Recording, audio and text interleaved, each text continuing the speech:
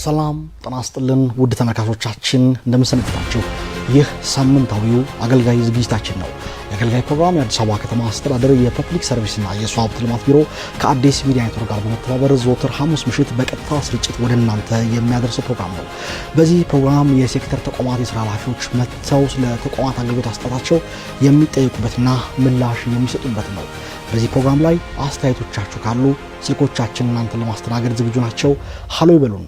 እንደተለመደው አንድ ተቋም የዛሬ ግብዣ ጥሪ ያስተላልፈን ተገኝቷል። ወደ ተቋሙ የስራ ኃላፊ ከመሸጋገር በፊት ይህ ተቋም ምንድነው፣ ምንስ ተልእኮች ሰጥተውታል የሚለው እንደተለመደው ላቅርብና ወደሱ እናልፋለን። እንግዲህ በአዋጅ ቁጥር 84/2016 ዓ.ም የመስሪያ ቦታዎች ልማትና አስተዳደር ኤጀንሲ የሚከተሉትን ተልእኮች ሰጥተውታል። እንግዲህ ይህ ተቋም ኢንተርፕራይዞችና አምራቾች ኢንዱስትሪዎችን ማምረቻ፣ ማሳያ፣ መሸጫ፣ ሼድ ህንፃ መገንባት እንዲችል ከሚመለከተው አካል የለማ መሬት ይረከባል።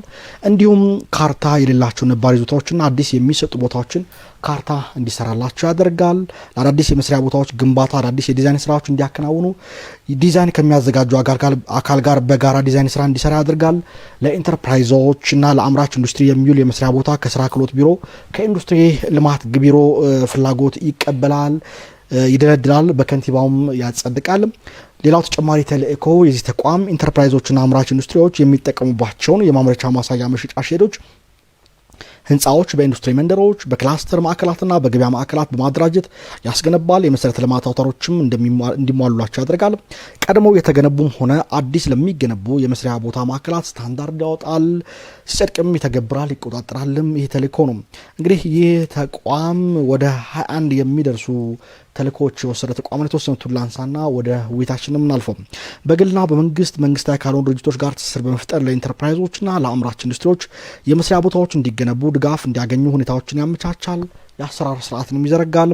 ክፍትና አዲስ የተገነቡ የመስሪያ ቦታዎችን መረጃ በየጊዜው በማጣራት ለከንቲባ የማሳወቅም ተልእኮ ተሰጥቷል። በመካከለኛና ለከፍተኛ ኢንተርፕራይዞች አምራች ኢንዱስትሪዎች አገልግሎት የሚውሉ የኢንዱስትሪ ፓርኮችን በስታንዳርድ መሰረት ያስገነባል። አስተዳደራዊ ስራን በተመለከተም የአሰራር ስርዓት ያጠናል ወይም ያስጠናል፣ ሲጸድቅም ተግባራዊ ያደርጋል የሚሉ ተልእኮችን በአዋጅ ቁጥር 84/2016 ዓ.ም የተሰጠው የአዲስ አበባ ከተማ አስተዳደር የመስሪያ ቦታዎች ልማትና አስተዳደር ኤጀንሲ ዛሬ ምሽት የአገልጋይ ፕሮግራም ቆይታ የሚያደርግ ይሆናል።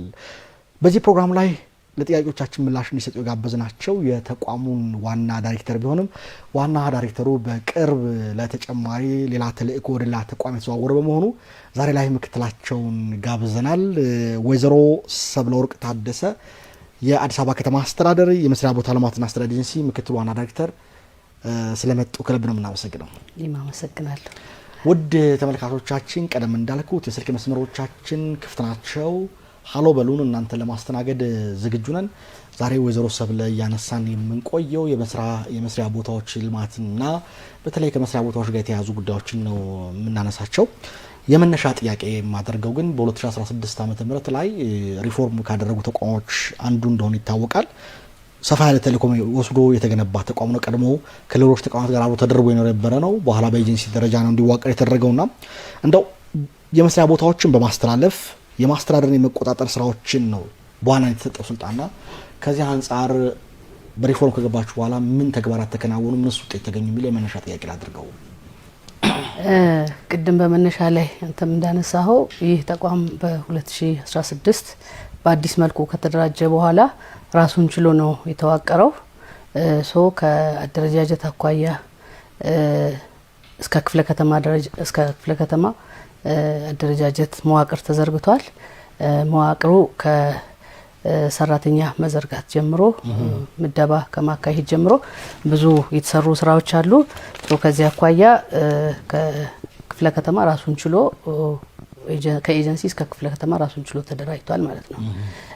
ከዚህ አኳያ ከሰው ሀብት ልማትም አኳያ 60% የሰው ኃይል እንዲሟላ የተደረገበትና ለሰው ኃይሉም ተከታታይነት ያለው ስልጠና ተሰጥቶ ወደ ስራ የተገባንበት ነው ማለት ነው። ከዚያም ባለፈ ከሰው ኃይል ጋር ተያይዞ ጥራት ያለው ብቃት ያለው ሲቪል ሰርቫንት ከመመደብ አኳያ የስልጠና ተሰጥቶ ፈተና ተሰጥቶ የክህሎትና እንዲሁም የባህሪ ስልጠና የባህሪና የክህሎት ፈተና ወስደው ያለፉትን ከመመደብ አኳያ የተሰራ ስራ አለ ማለት ነው። ምደባው ብቁ የሰው ኃይል ከመመደብ የጀመረ ነው ለማለት ነው።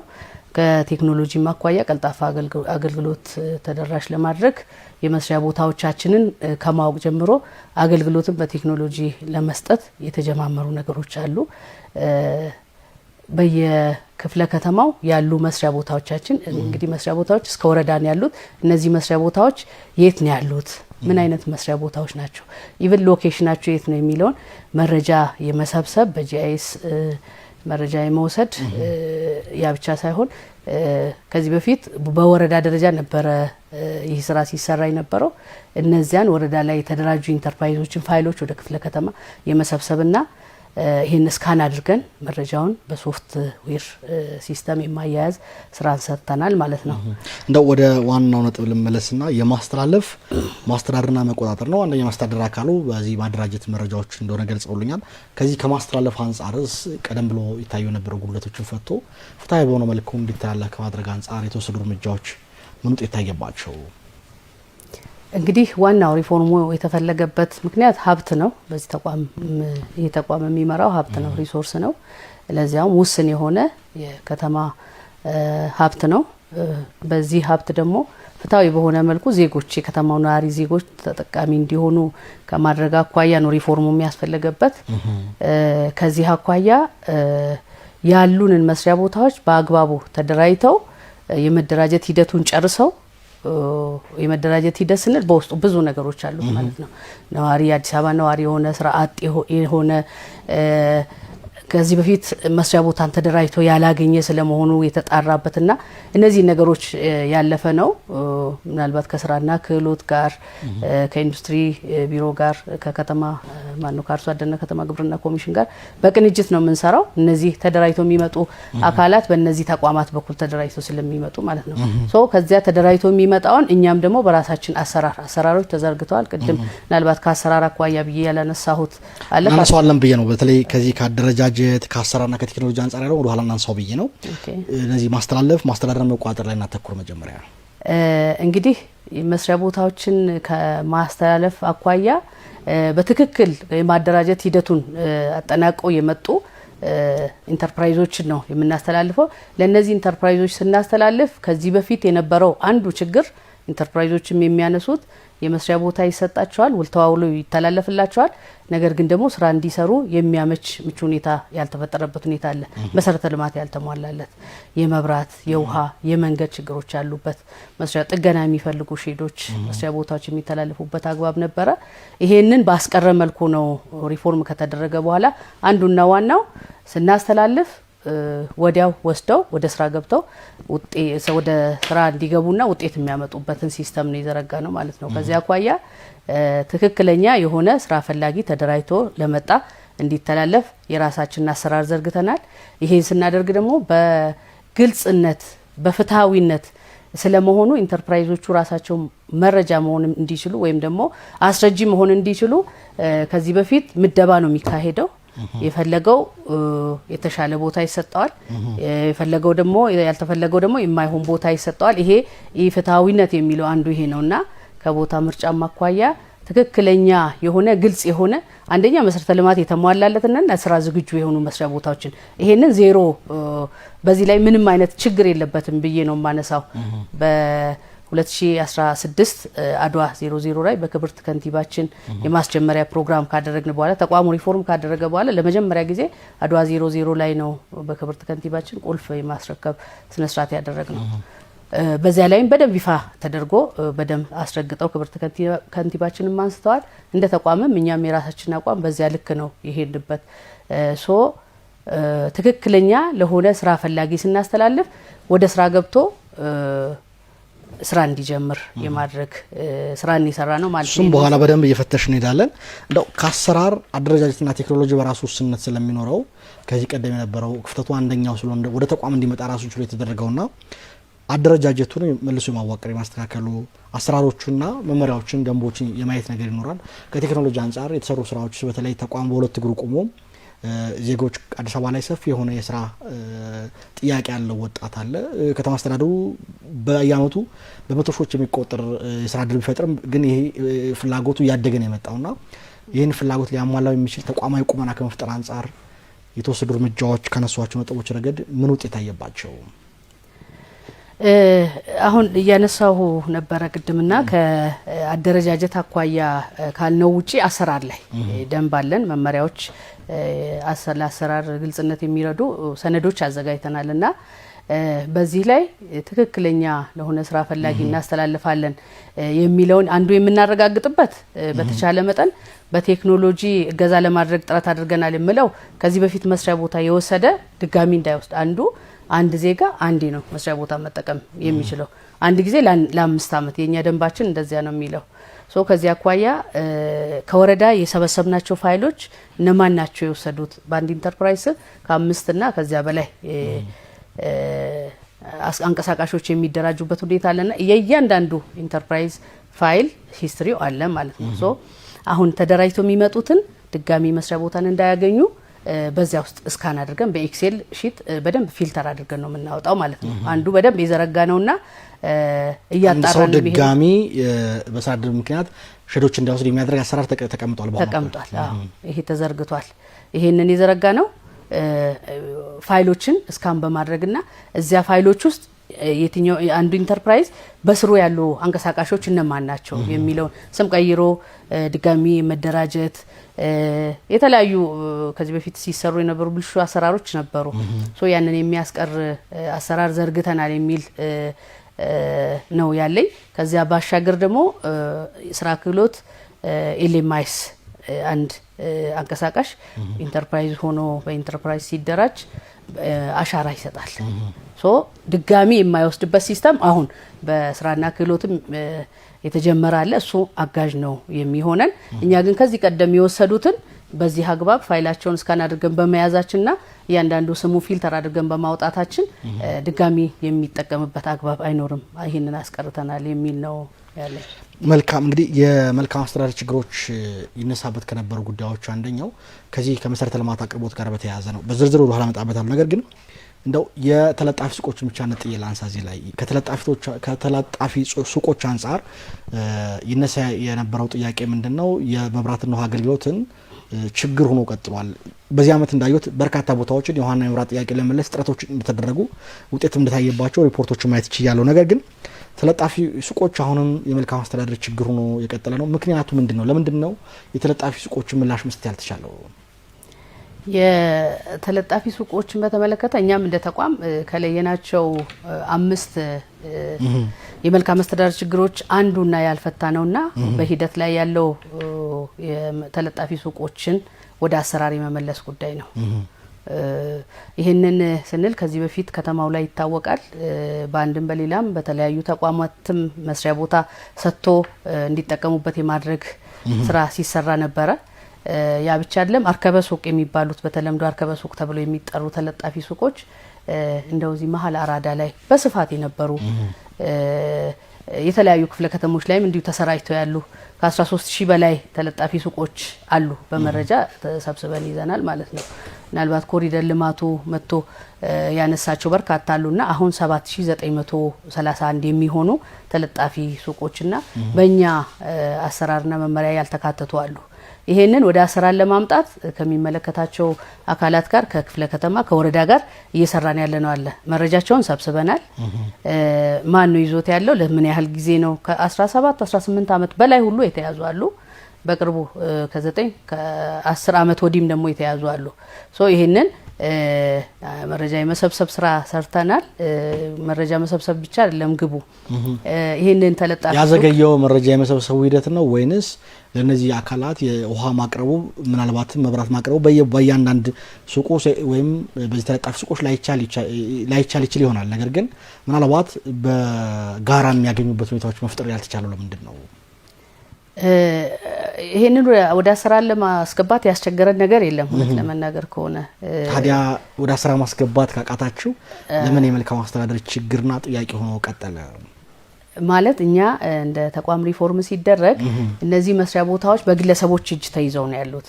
እነዚህም በግለሰቦች የተያዙትን ሰው እንግዲህ በግሉ ተይዞት ለብዙ አመት እጁ ላይ ቆየውን መስሪያ ቦታ ዛሬና ወደ ውል ግባ እና ወደ አሰራር ግባ ስትለው ቻሌንጆች አሉ በየክፍለ ከተማው በየወረዳው።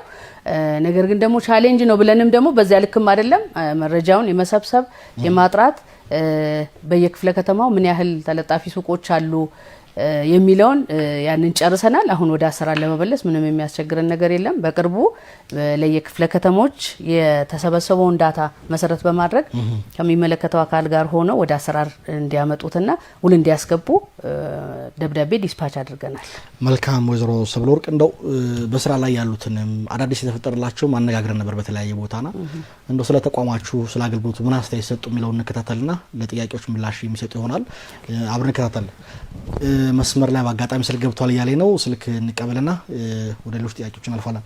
ሄሎ ጤና ይስጥልኝ። አብሮ ይስጥልኝ። ማን እንበል? ከየት ነው? ከአቃቂ ቃሊቲ ከወረዳ 8 ማን እንበል ባኮትን? ተፈሪ አሸብርና ጓደኞቻቸው። ምንድነው አቶ ተፈሪ ጥያቄዎች? ጥያቄው ለምሳሌ አንዳንዴ ዘርፍ ቢጠና ነው የኛ ዘርፍ ለምሳሌ በከተማ ግብርና ሆኖ የወተት ተዋጽኦ ላይ ነው እና ሊሚቴሽኑ ነው አሁን 5 አመት የሚሰጠው ገደብ በቂ አይደለም ነው እንደ ዘርፍ። ለምን አንድ ጥጃ ተወልዳ መች ተጠቅታ መቼ ምርት እንደምትሰጥ በምትጠቃበት ሰዓት ሬፒቴሽን እንዳለ እሱ ግምት ውስጥ ከቶ ቢስተካከል ዘርፍ ቢጠና ቁጭ ተብሎ ቢታይ። ሌላው ተመራቂ ማህበራት በየጊዜው ተመራቂ ይኖራል መቼስ በአመት አንዴም በሁለት አመትም ሆነ ማህበር ሲመረቅ እጣ ፋንታው ምንድነው?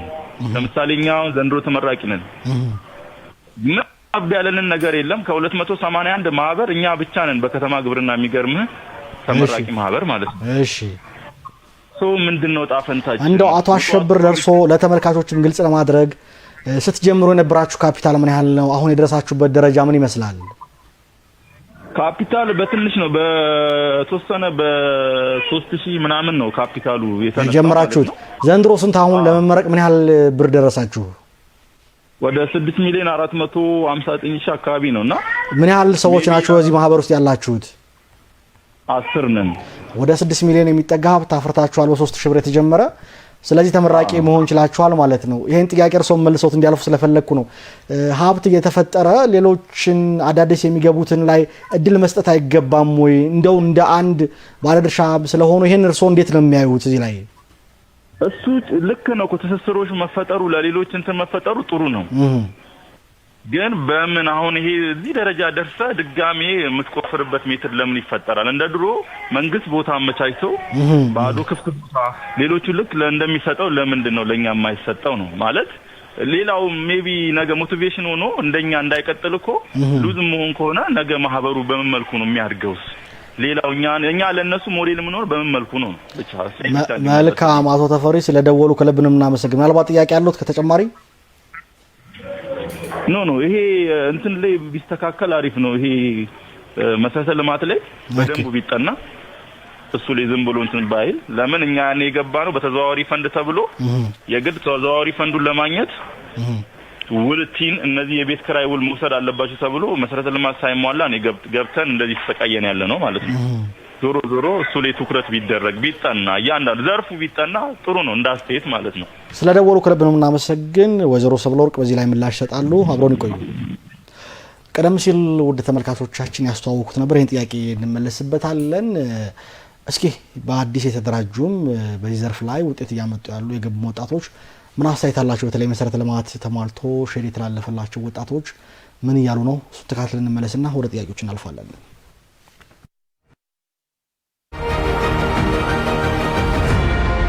ህንጻው አቃቂ አሮጌ ህንጻ ነው የሚባለው።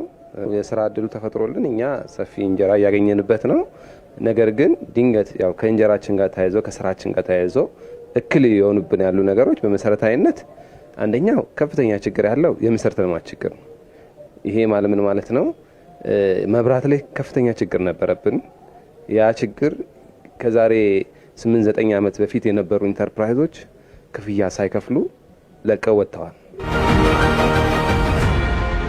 ለከተማችን ባቀናጀልን የመደራጀት መሰረት ተደራጅተን ይሄን የመሰለ ሼድና ዶሮዎችን ማሽኖችን እንዲሁም የተለያዩ እቃዎችን ድጋፍ አድርገውልን አሁን ወደ ስራ አስገብተውናል። በፊት የምሰራው የዶሮ እርባታ ላይ ነበርኩኝ። የእንቁላል ዶሮዎችና የስጋ ዶሮዎች እንይዛለን። ልክ ጊዜያቸው ሲደርስ የስጋ ዶሮዎች ወደ እርድ እንዲታረዱ እናስገባለን። በዛ መልኩ ነበር የምንሰራው። አሁን ግን አንደኛ የስጋ ዶሮ ለማግኘት በጣም ጊዜ ይወስዳል። ወረፋ ጠብቀሽ ነው። ይሄ ግን ሰንሰለት መፈጠሩ አንደኛ እዚህ ጋር እንቁላል ይፈለፍሉ አሉ። ከነሱ አንድ ቀን ተረክበው የሚያሳድጋለ ያሳደገውን ደግሞ ለኔ የሚሰጥ ማህበር አለ። ስለዚህ አልቸገርም። ግብአት አጣለው ብዬ የዶሮ ምርት አጣለው ብዬ አላስብም። ከዚህ በፊት ያው ስራ አጥም ነበርኩኝ። በወጣቶች ማዕከል ወረዳው አደራጅቶን ለዚህ አብቅቶናል። አንዳንድ ማሽኖች ኢንኩቤተርም ዶሮም ጭምር አምጥቶልናል። አሁን ወደ ስራ ገበታ ገብተናል። እግዚአብሔር ይመስገን ያው በጣም ደስ ብሎናል። በጣም ነው ደስ ያለን።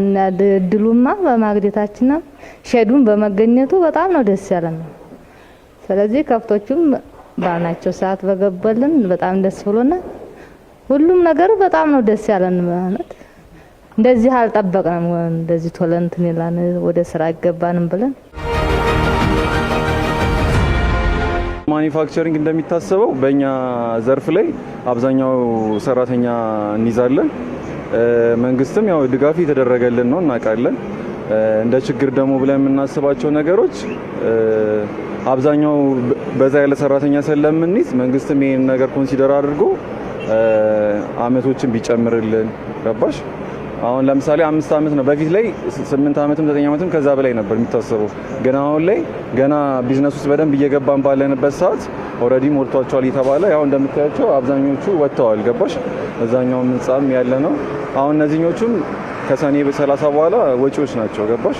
እኛ ቢያንስ 1 አመትም ቀሪ ይኖረናልና ይሄን ነገሮችን ምን ያህል ሰራተኛ እንትን ይዟል ምን ያህል ደግሞ የአገር ውስጥን ተክተን የውጭውን ምርት ተክተን ነው እየሰራን ያለ ነው። ይሄን ኮንሲደር በማድረግ ያሉትን እንትኖች ይሄኛውን ቢዝነስ በደንብ ይደግፈን ቢያይልን እኛም ዝግጁ ነን ብለን እናስባለን። እዚህ ህንጻ ላይ 2 አመት ከምናምን ሆኖናል። 2 አመት ከ6 ወር ከ7 ወር ሆኖናል።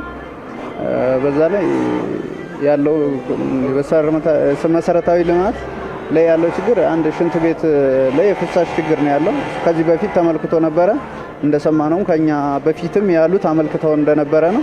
ይስተካከላል በሚል እስካሁን ያልተስተካከለ ነገር አለ እና በጀት ይያዝለታል የሚባል ጉዳይ ነው ያለው። ምንም ከዛ መፍትሄ የተሰጠው ነገር የለም። አንድ ኢንተርፕራይዝ 5 አመት ራሱን የሚያደራጅበት እንጂ የሆነ ብቁ ሆኖ የሚወጣበት አይደለም። ያ ቢታይ ነው ማለት ነው። የስራ እድል ጠቀሜታው በጣም አሪፍ ነው። በጣም ረድቶናል። ትንሽ ችግራችን መብራት የለንም፣ ውሃ የለንም። ውሃም ከግለሰብ ነው፣ መብራት ከግለሰብ ነው። እሱ ትንሽ ከብደናል እንጂ ሌላው አሪፍ ነው። መንግስት ጥሩ ነገር አመቻችቶልናል። ውድ ተመልካቾቻችን ተመልሰን ተገናኝተናል። እንግዲህ ቀደም ሲል ከዚህ ከመሰረተ ልማት አቅርቦት ጋር በተያያዘ የተለያዩ ጥያቄዎች ተነስተዋል። እንደዚሁም ደግሞ ሼር ማግኘታቸው ያላቸውን ስሜት የገለጹልን አሉ። ወይዘሮ ሰብለወርቅ ወደሱ ልምጣና እንግዲህ የተነሳው ነጥብ አንደኛው ከወደ መጨረሻው ልነሳ። በተለይ በከተማ ግብርና ጋር የተሰማሩ ኢንተርፕራይዞች ውሃ አቅርቦት ላይ ችግር አለ የሚል ጥያቄ ያቀርቡ ነው። የዚህ የውሃ አቅርቦት ችግር ለምንድን ነው መፍትሄ የማይሰጠው? እንግዲህ እንደተመለከትኩት ለብሎኬቶች አምራቾች ውሃ እየሰጣችሁ ለከተማ ግብርና በዋናነት ደግሞ እንስሳት ዶሮና የከብቶችን ለሚያረቡት ውሃ መከልከሉ ለምን አስፈለገ የሚል ጥያቄ አለ። መስመር ላይ ስልክ ስላለ ስልኩን እንቀበልና ጥያቄውን አብረን እናነሳዋለን። ሄሎ ሄሎ፣ ጤና ይስጥልኝ። አብሮስትልኝ ማን እንበል? ሬድዋን ፍሬድ ባላለው ከለሚኩራ ክፍለ ከተማ። አቶ ሬድዋን ምንድነው ጥያቄው? ጥያቄ 5 አመት የሚለው ላይ እኔ ጊዜ ያንሳል ነው። 5 አመት አንድ ኢንተርፕራይዝ የማለማመጃ ጊዜ ኖረዋል። 5 አመት ያንሳል ነው። አቶ ሬድዋን አንድ ጥያቄ ልጠይቀውት። እርስዎ አምራች ኖት? ኢንተርፕራይዝ ተደራጅተው ነው የሚሰሩት? እኔ አርከበ ሱቅ አለኝና እሺ በአርከበ ሱቆች ጉዳይ ላይ እስከዛሬ ቤተሰብ ያስተዳደርኩ ከኖርኩ ነው። መቼ ዓመተ ምህረት ነበር የአርከበ ሱቅን የተቀበሉት?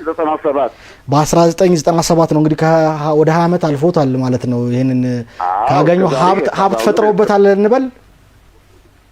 አሁን በአዲስ መልክ በአዲስ መልክ ተደራጅተን እንደ አዲስ እኔ አቶ ሬድዋን ጥያቄዎት 5 ዓመት በቂ አይደለም የሚል ጥያቄ ስላነሱ በ1997 ዓመተ ምህረት ነው። ኖ ስለኔ አይደለም አሁን ያለው። መልካም ጥያቄዎት ሊቀጥልና ግልጽ እንድንሆን ብዬ ነው። ግልጽ ስለሚያስፈልግ ነው። አንዳንድ ጥያቄዎች ላይ እሱ ጥያቄዎት ሊቀጥልና እኔ ሀሳቦችን አነሳለሁ። ይቀጥሉ። ሄሎ አቶ ሬድዋን እየሰማኑት ሊቀጥሉ። የሰማው ለላዘር ይቀጥሉ። እኔ አሁን ስለሌለ እንደ መልካም መስተዳደር አሁን በመናየው አሁን በየቦታው እናያለን እና ስለዚህ እባክዎት ቴሌቪዥን ካላጠገቡ ላይ ይዝጎት። ስራ ለመጀመር 5 ዓመት በቂ አይደለም። የማለማመጃ ጊዜ ይኖረዋል። እሺ ስለዚህ በቂ አይደለም። እንደ አስተያየት ነው። እንደ መንግስት አሁን እንደምትሰሩት አሁን የአገልጋይ ፕሮግራማችሁን በጣም ስለምወደው ነው። እና አስተያየት እንደ አስተያየት አመሰግናለሁ። ሌላ ጥያቄ ያሉት አቶ ሬድዋን? አቤት ሌላ ጥያቄ ያሉት? ሌላ ጥያቄ የለኝም። አመሰግናለሁ። ግን ይሄን ፕሮግራማችሁን በጣም እንወደዋለን፣ ቢደጋገም የሚል እሳቤና አለኝ። አመሰግናለሁ። ስለደወሉ ከልብ ነው የምናመሰግነው። ይከታተሉን። እንግዲህ አንዳንድ ጥያቄዎችን ማነሳቸው ፍላጎትስ ምንድነው፣ ጥያቄው ከምን አንጻር ነው የሚነሳ የሚለው ተመልካችን መገንዘብ ያስፈልጋል በሚል ነው ያነሳውት ያለውትና ወደ እርስዎ ልምጣና ቀደም ሲል እንግዲህ በተለይ ወደ ኋላ ላይ ያሉት ጥያቄዎች ማነሳው የውሃ አቅርቦትን በተመለከተ የግብርና ዘርፍን የከተማ ግብርናን በጥቅሉ ውሃ አቅርቦት ላይ ችግር አለ፣ ውሃ እየቀረበልን አይደለም የሚል ጥያቄ ይነሳልና እንዳልኩት ለብሎኬት ተፈቅዶ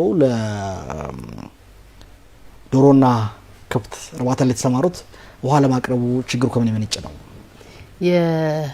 በዋናነት እኛም ከኢንተርፕራይዞች ያላቸውን ችግር በየጊዜው እናወያያቸዋለን። የሚነሳው ይሄ ነው እንደ ችግር ለከተማ ግብርና ሼዶች የመጠጥ ውሃ እጥረት ከመኖሩ ጋር ተያይዞ የከተማው ውሃ ቢሮ ተደራሽ አላደርግም የሚል የራሱ ድምዳሜ ነው ያለው። አሁን እኛ አማራጮችን ምን አድርገን የጉድጓድ ውሃ ተደራሽ ይሆን እንዴት አድርገን ሌሎች አማራጮችን እንፈልግ የሚለው ላይ ነው ያለ ነው እንጂ ምናልባት ይሄ ከኛ ተቋም ጋር እኛ የማንመልሰው ነው ብዬ አላልፍም። እንደ አመራር በዚህ ጉዳይ ላይ ብዙ ጊዜ መክረናል። ያው በዚህ ዘርፍ ላይ ምንጩ እንግዲህ እንዳሉት የውሃና ፍሳሽ ባለስልጣን ተደራሽ ማድረግ አልችልም የሚል ከሆነ ግን አማራጭ ያስፈልጋል። አሁን የከተማ ግብርና በከተማ ደረጃ የሌማት ትሩፋት አንደኛው ስራ ነው። የከተማ ምግብ አቅርቦትም ከዚህ ጋር ይተሳሰራል የሚል አቅጣጫም ስላለ ይሄ ባልሆነበት ሁኔታ ጥያቄው ሊነሳ ስለሚችል ማየት አያስፈልግም ወይ? ምንጩ ከተለየ መፍትሄ ማስቀመጥ አልሞከራችሁም? መፍትሄ ለማስቀመጥ ከአርሶ አደርና ከተማ ግብርና ጋር የጋራ ውይይቶችም ስናደርግ ነበረ።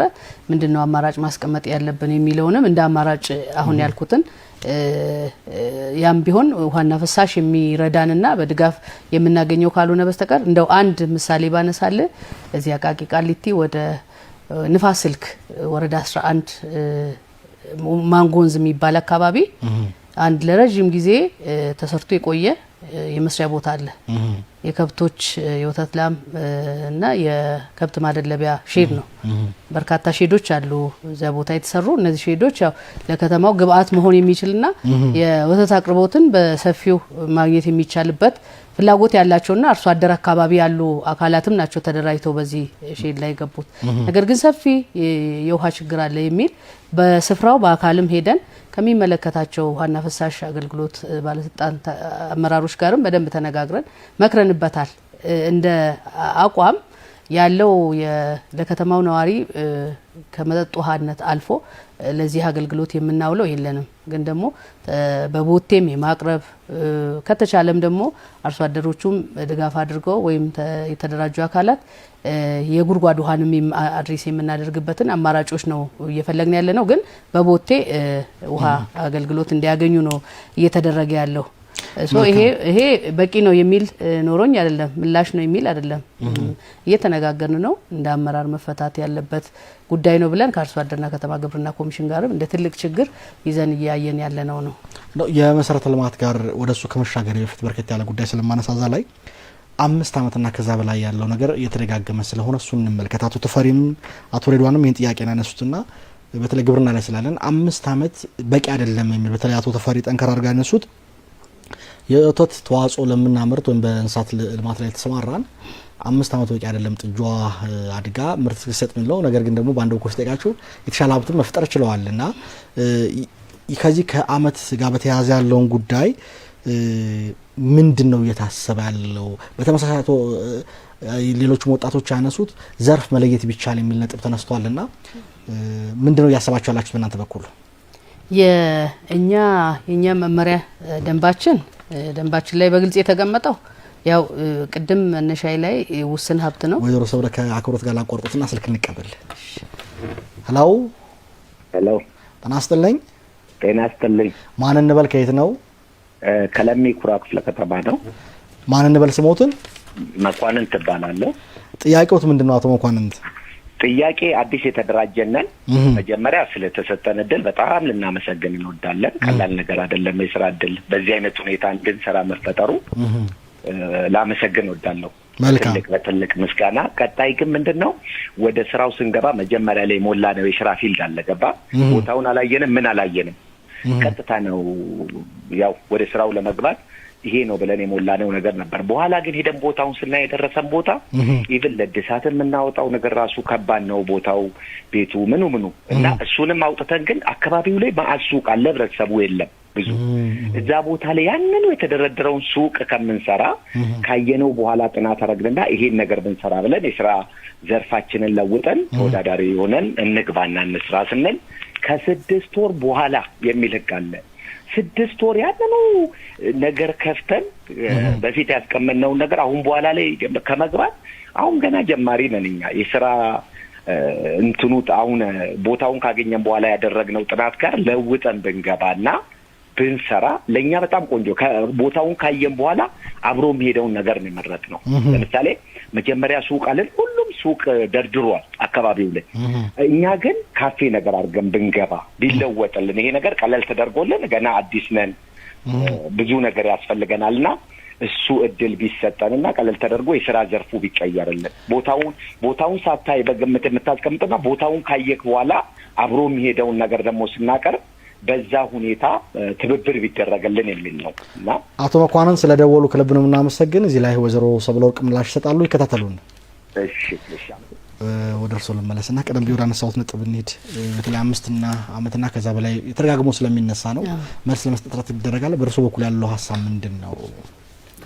ከ5 አመት ጋር ተያይዞ የኛ ደንባችን ላይ ውስን ሀብት ከመሆኑ የተነሳ ለ5 አመት አንድ ኢንተርፕራይዝ ከተጠቀመ አንድ ዜጋ የተወሰነ ገቢ ካገኘና መቋቋሚያ ካገኘ ራሱን ችሎ ይሸጋገራል ይላል። የስራና ክህሎትም ሆነ በኢንዱስትሪ በኩልም የደረጃ እድገት አለ። ሲሸጋገሩ አብሮ ድጋፍ መንግስት ድጋፍ የሚያደርገው ድጋፍም በዛው ልክ አለ። እኛ ግን ጥቃቅን ጀማሪ ለ5 አመት ከተጠቀመበትና ኢኮኖሚ ከፈጠረ ለሌላ ስራ ፈላጊ ይለቃል የሚል ነው ደንባችን።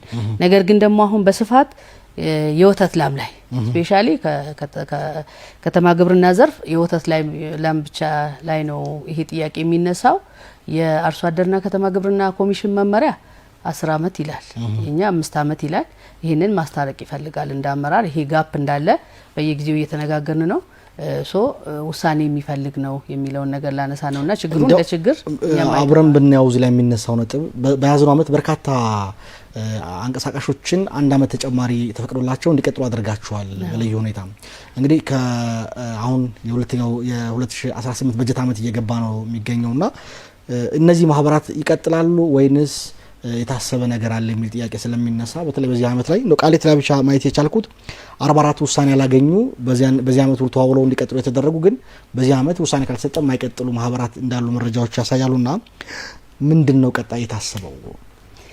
ከ5 አመት ጋር ተያይዞ እንግዲህ ቅድም እንዳልኩ የኛ መመሪያ ያነን ይላል። ማኒፋክቸሪንግ ዘርፍ ላይ ቅድም አንድ ወጣት የደወለ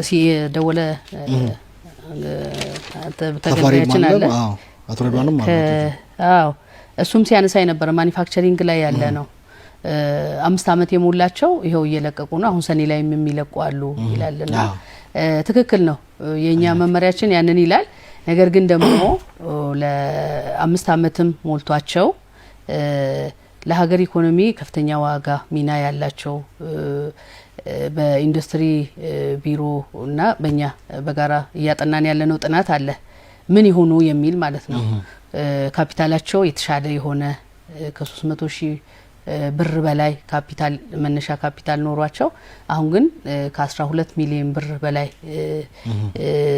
ካፒታል ያላቸው ከ10 በላይ ቋሚ ሰራተኞችን የቀጠሩ እነዚያን ስናይ ግን ከ10 በላይ ብለንኛ ሰርኩላር አውርደን እንጂ ከ100 በላይ ቋሚ ሰራተኞች ያሏቸው አሉ በጣም በርካታ ሰፋፊ ስራ ቴክኖሎጂ ያሸጋገሩ ተኪ ምርት የሚያመርቱ ኤክስፖርት ደረጃ የደረሱ ኢንተርፕራይዞች አሉ ሶ ምንድነው ለነዚህ የሚደረገው የሚለውን ከዚህ በፊት ሲሸጋገሩ የሚደረግላቸው ወይም ደግሞ የሚሰጣቸው ድጋፍ አለ ውስን የሆነ ሀብት መሬት የሚሰጥበት አግባብ ነበር ያ ግን ውጤታማነቱ ላይ ችግር ነበረው መሬት ሲያገኙ ሸጠው ወደ ሌላ የመዛወር የመሳሰሉት እሱ ብቻ አይደለም እስከመቼ መሬት ተሰጥቶ ይቻላል የሚለው የከተማ መስተዳድሩ ጥያቄ ነው ለስንቱ መሬት ተሰጥቶ ይቻላል መሬት ውስን ነው ሶ ከዚያ አኳያ እንደ ከተማ መስተዳድር የታሰበ አለ ትልቅ ኢንዱስትሪ ፓርክ እየተሰራ ነው እዚህ ኢንዱስትሪ ፓርክ ትልቅ የመሸከም አቅም ያለው እና እነዚህን አምራች የሆኑ አካላትን እንደው በተመልካቾቹም በቪዲዮም ቢያዩት መልካም ይመስለኛል በተለይ ክብርት ከንቲባውም ከሰሞኑ ቦታ ሲጎበኝ ተመልክተናል እንደው ቪዲዮዎችን ያየን እርሱ ሐሳቡን ይቀጥሉ እየተገነባ ያለው የአዲሱ ኢንዱስትሪ ልማት ኢንዱስትሪ መንደር ምንድነው ይዞ የመጣው በተለይ እንደዚህ ፍላጎት ላሉት እና ጥያቄ ላላቸው ምን ያህል መልስ ይሰጣል ኦኬ እንደ ከተማ መስተዳድሩ በሀገር ደረጃ የመጀመሪያ የሆነ ትልቅ ሂውጅ ኢንዱስትሪ ፓርክ ነው እየተገነባ ያለ ይሄ ኢንዱስትሪ ፓርክ ወደ 93.1 ሄክታር ላይ እየተገነባ ያለ ነው በ3 ሎቶች ተከፋፍሎ እየተሰራ ያለ ነው እየተገነባ ያለ ነው ከ3ቱ ሎቶች ሁለቶቹ በጥሩ ሁኔታ እየተጠናቀቁ ነው ያሉት አንደኛው ሎት ወደ 57.8 አካባቢ ፐርሰንት ላይ ደርሷል ፊዚካሊ አንደኛው ሎት ኦልሞስት ተጠናቋል 99.8 አካባቢ ደርሷል የመሬት ላይ ስራዎች ናቸው የሚቀሩት እንጂ ተጠናቋልና ይሄ የትልቅ ኢንዱስትሪ ፓርክ ከፍተኛ የሆነ ትልቅ ግብአት ለሀገር የሚያተርፍ ነውና በሀገር አቀፍ ደረጃ የለም እንዳልኩ የመጀመሪያው ኢንዱስትሪ ፓርክ ነው ስለዚህ የተሻለ አቅም የፈጠሩ ኢንዱስትሪዎችን ከ12 ሚሊዮን ብር በላይ ሀብት ያፈሩትን ለይቶ ወደዚህ ማስገባት ሐሳቤን ያለው በእናንተ በኩል ዴፊኒትሊ ይሄው ነው የሚሆነው ይሄ ኢንዱስትሪ ፓርክ ከየትም ከሌላ ቦታ የሚመጣ ሳይሆን እዚህ ያሉ አምራቾች አሉ ኢንዱስትሪያሊስቶች የተሻለ አቅም የፈጠሩ በዚህ ትልቅ ኢንዱስትሪ ፓርክ ውስጥ ገብተው የሚሰሩበት እድል ይኖራል ይህ ኢንዱስትሪ ፓርክ አነስተኛና መካከለኛ ኢንዱስትሪያሊስቶችን ኮሞዴት የሚያደርግ ነው በጣም ሰፋፊ በዘመናዊ የሆነ ኢንዱስትሪ ፓርክ ነው የሰንሰለት ትስስሩንም ስናየው ከሌሎች ከፍተኛ ኢንዱስትሪዎች ጋር በሰንሰለት የሚተሳሰርበትና ለከተማው ትልቅ አቅም የሚሆን ብዙ የሰው ኃይል በቋሚነት መያዝ የሚችል ነውና የከተማ ነዋሪውን ችግር በሰፊው የሚቀርፍ የሀገርን ኢኮኖሚ በሰፊው ትልቅ ሚና የሚጫወት ነው ተብሎ የሚጠበቅ ነው መልካም እንደው ምን ያህል ናቸው ቀደም ያነሳውት አንድ ነጥብ ነበርም ባለፈው በበጀት ዓመት ወይ በ2017 ዓመተ ምህረት ለአንድ ዓመት ተራዘመላችሁ በቁጥር ይታወቃሉ በልዩ ሁኔታ እንዲተላለፍላችሁ የተደረገው ወይም አንድ ዓመት እንዲራዘምላችሁ የተደረገላችሁ አዎ 1001 ናቸው ይሄንን ከኢንዱስትሪ ቢሮ ጋር በመሆን በጋራ ነው የለየ ነው ቅድም እንዳልኩ መስፈርቶች ወጥተው ግልጽ የሆነ መስፈርት ከኛ ቢሮና ከኢንዱስትሪ ቢሮ በጋራ በመሆን ወደ ታች ተወርዶ በአካል በማየትና ያላቸው የካፒታል መጠን ያላቸው የማሽነሪ መጠን የቀጠሩት የሰው ኃይል ቴክኖሎጂ መጠቀማቸው ተኪ ምርት ስለማምረታቸው ኤክስፖርት ደረጃ ስለመድረሳቸው እነዚህ ሁሉ ታይቶ 1001 ኢንተርፕራይዞች ናቸው ማኒፋክቸሪንግ ላይ ያሉ ማለት ነው። ኦኬ መልካም ወደ ሌሎች ጉዳዮች ለፈቀደም ብሎ ተነሱም የደዋዮቻችንን እንዲሁ ነው በመሰል እንደተመለከተ ነው የመሰረተ ልማት አቅርቦት በተመለከተ ጥያቄ አቅርበዋልና አንዳንዶቹ የመሰረተ ልማት አቅርቦት ችግር ያለባቸው ናቸው የመብራትም የውሃም የሚል ጥያቄ ተነስቷል። ቀደም ብለው እርሶን በተወሰነ መልኩ አስዋልና መሰረተ ልማት ሳይሟላላቸው የሚተላለፉ ሼዶችን እንዲቀሩ ጥረት ተደርጓል። ነገር ግን አሁንም ችግሩ መኖሩን ያሳያልና ለምንድን ነው መሰረተ ልማት ሳይሟላ እንዲተላለፍ የሚደረገው? ይሄ ደግሞ የልጆቹን የስራ ጊዜ የሚጋፋ እንደመሆኑ መጠን ከመሰረተ ልማት አንፃር ያለውን ለይቶ ከመፍታት ረገድ ኤጀንሲው ምን ተግባራት እየሰራ ነው ያለው? ቅድም መግቢያ ላይ አንድም መስሪያ ቦታ በዘንድሮ ዓመት ክብርት ከንቲባ አድዋ 00 ላይ የመጀመሪያ ማስጀመሪያውን ከጀመሩ ወዲህ በየክፍለ ከተማው ያስተላለፍን ያለነው መስሪያ ቦታ አለ። አንድም መሰረተ ልማት ሳይሟላ የገቡበት የለም የሚል የኛ ሪፖርትና የኛ መረጃ ነው። ምናልባት ከለሚኩራ ቅድም የደወሉ ደዋያችን ሱቅ ይመስለኛል ሲያነሱ የነበረው የዘርፍ ለውጥም ነው ጥያቄያቸው። አይ ቲንክ እንደዛ ይመስለኛል የተሰባበረ መስሪያ ቦታን የተሰጠን የሚል ምናልባት ጥያቄው በቀደም እኛ ባነጋገርናቸው እንትኖች ዶሮ ላይ የሚሰሩት መብራት ችግር ያለበት አንዳንዶቹ ያልተጠገኑ መሆናቸውን በአካል ማየት ስለቻል ዲያነት ችግሮቹ መቀረፍ ስላለባቸው ነው ያነሳ ያለው ጥያቄው። ኦኬ ከሞላ ጎደ እኔ አሁን እንግዲህ 100% ከመብራት አንፃርም ችግሮች አሉ። አንዳንዶቹ ለምሳሌ አምራቹ ነው መሸከም ምርት ለማምረት መሸከም የሚያስፈልገው የኤሌክትሪክ ኃይል መጠን አለ። ነገር ግን ከዛ በታች ያነሰ ጭምር ይሰጣቸዋልና ይሄም ችግር ስለሆነ አንደኛ መሰረተ ልማት አቅርቦት ጋር የሚያዝ ነው። አንዳንዶቹ ከመጸዳጃ ጋር ተያይዞም የሚነሰጡት አሉ። እሱም ወደ ኋላ ስለመጣበት ነው እንደዚህ መሰረተ ልማት ሳይሟሉ የገቡባቸው አሉ። ባለፈው አመትም ዘንድሮም ስለተመለከትን ነው። ስለዚህ ከማስተላለፉ አንፃር በደንብ ተጣርቶ እየሄደ ነው ማለት ይቻላል። ከማስተላለፍ አኳያ አዲስ እየሰጠናቸው ያለውን እኔ 100% እያልኩ ነው። እንግዲህ 100% ካልኩኝ ምናልባት 1%ን እንደው ምናልባት በሚለው ብንተው ከሪፖርት አንፃር እንዳትተላለፉ በየ ነው የሚቀርብላችሁ ሪፖርት ነው። መቼም እያንዳንዱን እዚህ ኤጀንሲው አመራር ወርዶ የሚመለከተው አይመስለኝምና በሪፖርት ተቀብላችሁ ነው የምታስተናገዱት? ነው አይደለም። ከኤጀንሲ ወደ ታይ ተወርዶ ታይቶ እርግጠኛ ስንሆን ነው የሚተላለፈው። እዚህ ላይ እኔ 100% ሹሮኝ ነው የምናገረው። ነገር ግን አሁን ከዚህ በፊት የገቡ ለምሳሌ ኤሌክትሪክን ብንወስድ የመብራት ኃይልን ብንወስድ ኢንተርፕራይዞች ሲገቡ የማምረት አቅማቸው ዝቅተኛ ነውና ሲንግል ፌዝም ለመጀመሪያ ጊዜ ለመጠቀም ገብተውበት ተጨማሪ ኃይል የሚጠይቁበት አግባብ አለ። ተጨማሪ ኃይል ከማግኘት ጋር ተያይዞ እንደ ጥያቄያቸው ፈጣን ምላሽ ከመስጠት አኳያ ከዚህ በፊት የነበሩ ሰፋፊ ችግሮች ነበሩ። ይሄ ደግሞ በሁለቱም ሳይድ በመብራት ኃይል ሳይድም በእኛም ሳይድ በኢንተርፕራይዞች ሳይድ ደግሞ የነበረ ችግር አለ። ኃይል የመስረቅ ኃይልን ያለ አግባብ የመጠቀም በቂ የሆነ ፓወር ሳይኖር የሚያንቀሳቅሱት ማሽነሪ የኤሌክትሪክ መሰረተ ልማትን ዳሜጅ ሲያደርግ የነበረበት አግባብ አለ። ዞሮ ግን በሁለቱም ሳይድ መብራት ኃይልም ተጨማሪ ኃይል ሲጠየቅ ቶሎ ፈጣን ምላሽ ከመስጠት አኳያ እንደ ተፈለገው ያለ መሆን ነበረ ማለት ነው። እነዚህን ችግሮች ለመቅረፍ እኔ እውነት ለመናገር ከሆነ ከሪፎርም ወዲህ የቅንጅታዊ አሰራራችንን ጠበቅ አድርገን ከመብራት ኃይል ጋር ከ12 ተቋማት ጋር ነው ቅንጅታዊ ትስስር ያለን።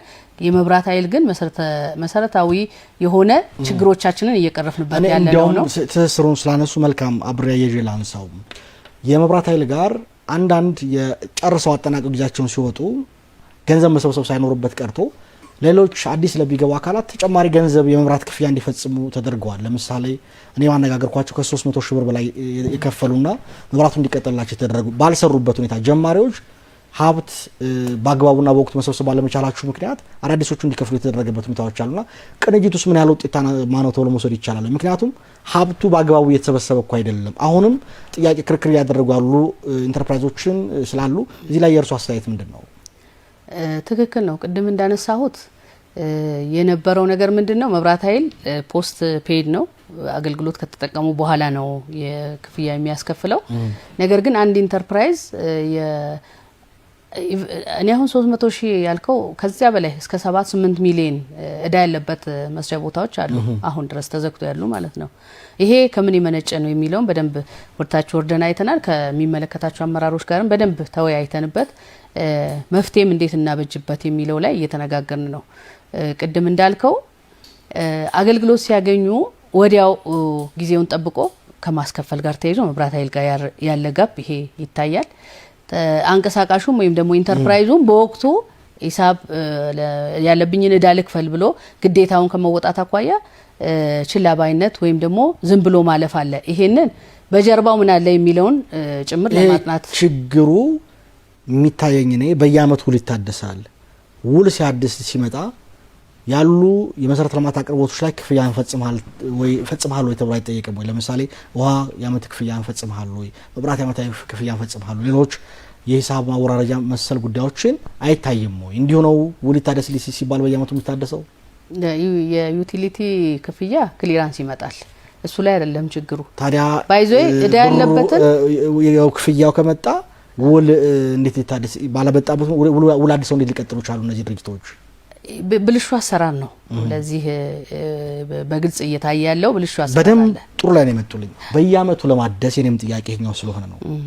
በማስረጃዎችም ጭምር ማቅረብ የሚቻል እናንተ ክትትል እንድታደርጉበት የሚያስፈልግ በተለያዩ ባለሙያዎች ገንዘብ እየተከፈለ ነው የሚታደሰው። በተለይ አቅም የፈጠሩት ላይ በርካታ ገንዘብ ተጠይቀው ነው ውል የሚታደሰውና ይሄን ችግር ተከታትሎ ከመቅረፍ አንጻር ኤጀንሲው ምን ኃላፊነት እየተወጣ ነው? በትክክል ይሄን ጉዳይ ትልቅ ችግር ነው ብለን ነው እየወሰድን ያለ ነው። ከ20 የማያንሱ ሼዶች በዚህ ምክንያት በእዳ ምክንያት ተዘግቶ ያሉ ሼዶች አሉ። ከ20 የማያንሱ ማለት ነው። ኦልሞስት 20 የሚሆን በባለፈው አመት አፈጻጸማችን የነበረ ነው። ከስር ግን በፍርድ ቤት በመክሰስም የተከፈሉና እየተከፈቱ ያሉ አሉ። ይሄ ምንድነው መነሻው የሚለው ብልሹ አሰራሩ በሁለቱም ሳይድ አለ። የመብራት ኃይል ሰራተኞች ጋር ያለ ችግር አለ፣ የኛ ኢንተርፕራይዝ ጋር ያለ ችግር አለ። የመብራት ኃይል ጋር ያልኩ ያለውት ምንድነው አንድ ኢንተርፕራይዝ 5 አመቱን ጨርሶ ሲወጣ እኛ ክሊራንስ እንጠይቃለን። የመብራት እዳ፣ የውሃ እዳ፣ የሼዶ ክፍያ ጨርሷል ወይ የሚለው ይረጋገጣል። ጨርሷል ተብሎ ክሊራንስ የተሰጠው ኢንተርፕራይዝ ነገ እኛ ኢንተርፕራይዝን ለማስገባት ባዶ ሼድ ላይ ለማስገባት ስንሄድ እዳ እየተጠየቅንበት ያለንበት አግባብም አለ ማለት ነው። ይሄንን ከሚመለከታቸው ብልሽት ካለ ይህን ሲመሩ ለነበሩ ባለሙያዎች፣ የስራ አመራሮች፣ ክፍለ ከተማው፣ ወረዳው ይታወቃል። በህግ ተጠያቂነት በአስተዳደር ተጠያቂነት ከማድረግ አንጻር የተወሰደ እርምጃ የለም? እርምጃ ጋር አልደረስንም። ጉዳዩን ግን ከመብራት ኃይል በዋናነት በፎካል ፐርሰንት ተሰጥቶን በጋራ እያየነው ያለ ነው። ተጠያቂነት እኮ ማረፍ አለበት። እኔም ያገኘሁት መረጃ ወደ ኋላ ምናነሱ አለ ወደ 300,000 ብር የተጠየቁ እርሶም ደግሞ እስከ 7 ሚሊዮን ብር የተጠየቁ ብለውኛል። ሌላም ወደዚህ ከመግባት በፊት ያንድ እዚህ ባልደረባችን ወዳጅ በተመሳሳይ ይሄን ችግር እንዳለ ገልጾልኛልና እንደውም እሱ ከገባ በኋላ እነሱን ተጨማሪ ክፈል ተብያለሁ የሚል ጥያቄ ነው ያነሳልኝና እንዲህ አይነት ችግር ካለ ተጠያቂነት ማረፍ የለበትም ወይ? እስከመቼ ነው በዝምታ የሚታለፈው? ይሄንን በጣም አፋጣኝ እርምጃ መውሰድ እንዳለብን በደንብ እንወስዳለን። እንደ ተቋም እንደ ኤጀንሲ ገንዘቡን ስጠን በማለትና በዚህ ልክ የመቀባበል አይደለም አሁን እያነሱ ያለሁት።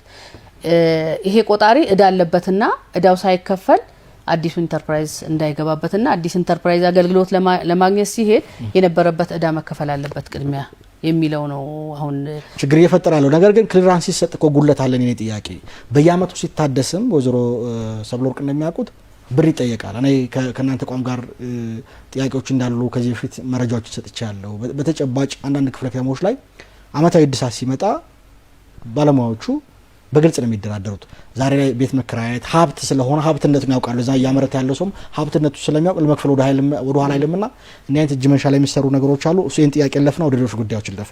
ቀደም ሲል አንድ ጠያቂያችን ከለሚኩራ ያነሳውን ዘርፍ መለወጥ በተመለከተ ያነሳው ነጥብ ስላለ ምንድን ነው የሚደረገው? ቀድመን ያየነው የመረጥነው ፕሮጀክት ነበር። ቦታው ላይ ሄደን ስንገኝ ያው ለፍታዊነት ሲባል በጣም ነው የሚወጣው አሁን እናንተ የምታደርጉት አሰጣጡና ሄደን ስንመለከተው ግን ቦታው ከያዝነው ፕሮጀክትና እቅድ አንፃር አብሮ አይሄድም። ስለዚህ ዘርፍ መቀየር ፈለግን 6 ወር ጠብቆ ተባለ። ምንድነው ማድረግ ያለብን የሚል ጥያቄ አንስተዋል። ምላሻችሁ ምንድነው እናንተ በኩል?